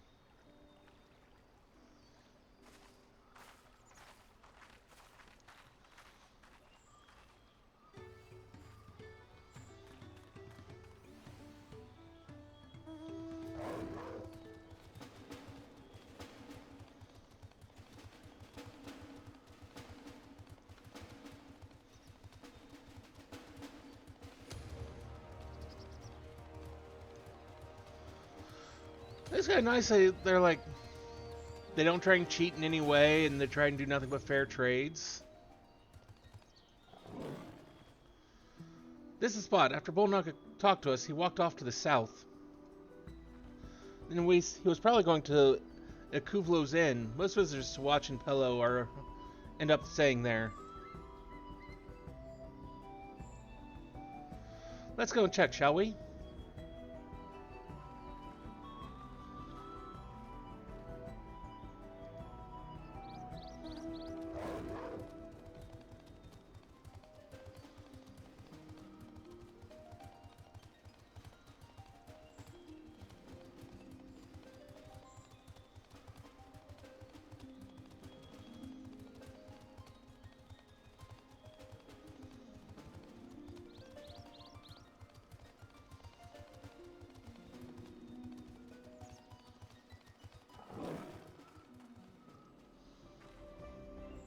Can I have that basket?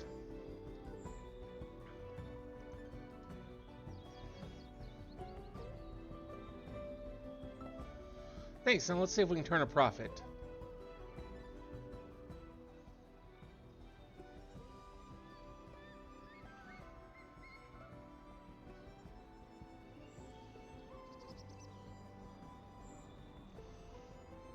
Bonok, I'm glad we found you. Are you interested in making a trade? Third promise, you wish to do business with me? Might I ask what this is all about?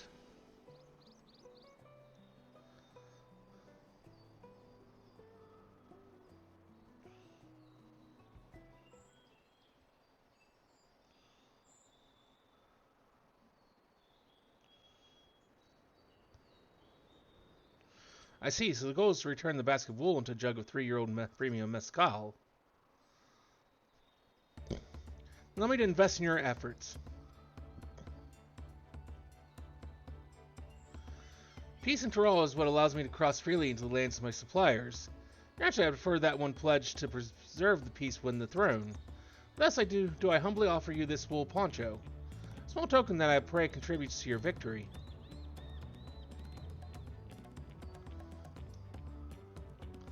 Oh, that's fine craftsmanship. A garment like that would easily fetch 5 pel in the hundreds column. That's very generous, Bolnock. Thank you. I promise I won't let you down. I have every faith in you, Third Promise. May fortune bless your future dealings.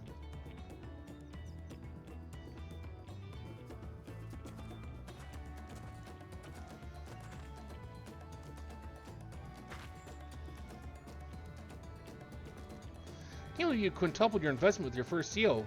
You're off to a spectacular start. Only because they remembered our weaver friend, all I did was hand over the wool. It's not true. The connections you build with people are vital. This is one of the most fundamental precepts of trading, one which you've instinctively mastered. You think so? I know so. Now let's take our 500 pel poncho and trade it for something even more valuable. Here, you take the poncho. If I lost it somehow, Aaronville would never let me hear the end of it.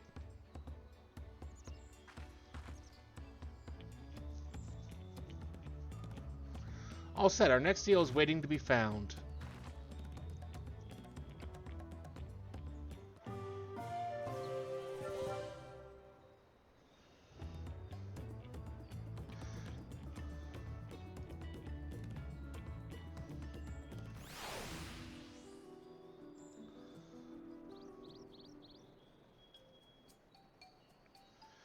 Leveraging connections is a sound strategy, but we should also consider supply and demand.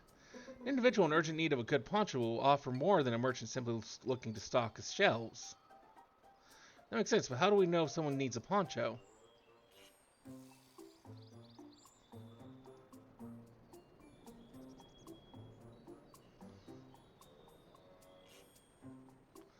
That's the obvious answer, isn't it?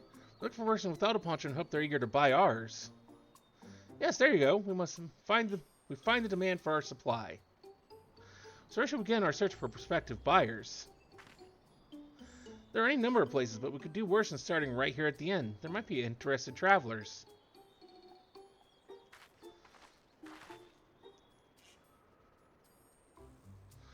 Who here needs a poncho? A lot of Mumuja would hardly wear anything to begin with. Those are probably Landsguard or sellswords. Mumuja, who soldier for a living, prefer not to wear much above the waist. It hampers their movements. So even if they have bare shoulders, Mumuja carrying arms can be struck off the list.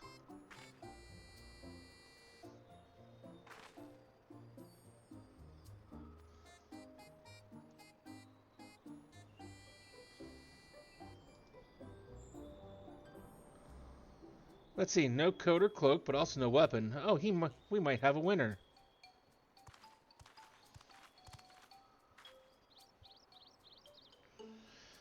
Oh there, friend. You're not mercenary by trade, right? I was curious about your bold choice of dress, or lack thereof.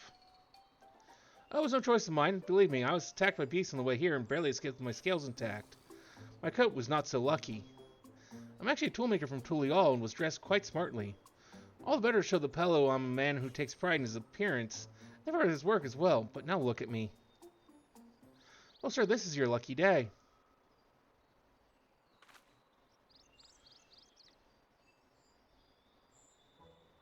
What a splendid poncho. Should be the perfect replacement for the coat I lost. We'd be willing to part with it if you'd like to make a trade for one of your fine tools, perhaps? Oh, this hatchet, I crafted it myself and will vouch for its quality.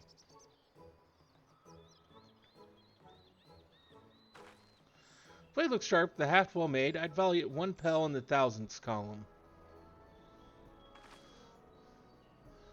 Oh, from 500 to 1,000, we have a deal. Wonderful. A fine garment such as this should put me on an even footing with any Pelu merchant. Like the eponymous owner of Miplu's Mate Garden, for one. Her field hands use hatchets to harvest the mate, and I thought to impress her with the tool I sold you. No matter, I have the other wares to sell. Glad I am to have met you.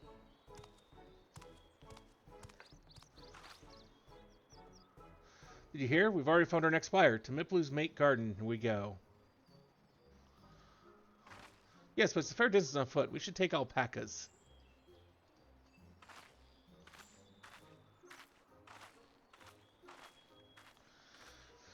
These ones will be the calm type, right? No. No, they will not.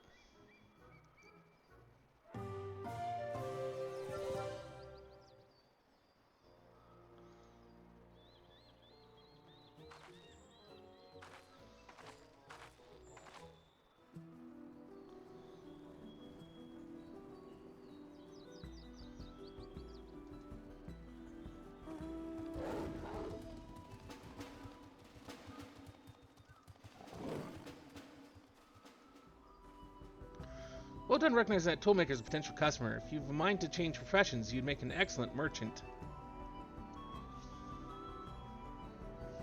And honestly, it's 2 a.m., so this is actually where we're going to end here for the night. We will be back tomorrow with more of probably this. Till then, though, have a wonderful rest of your afternoon, or well, night at this point. But till next time.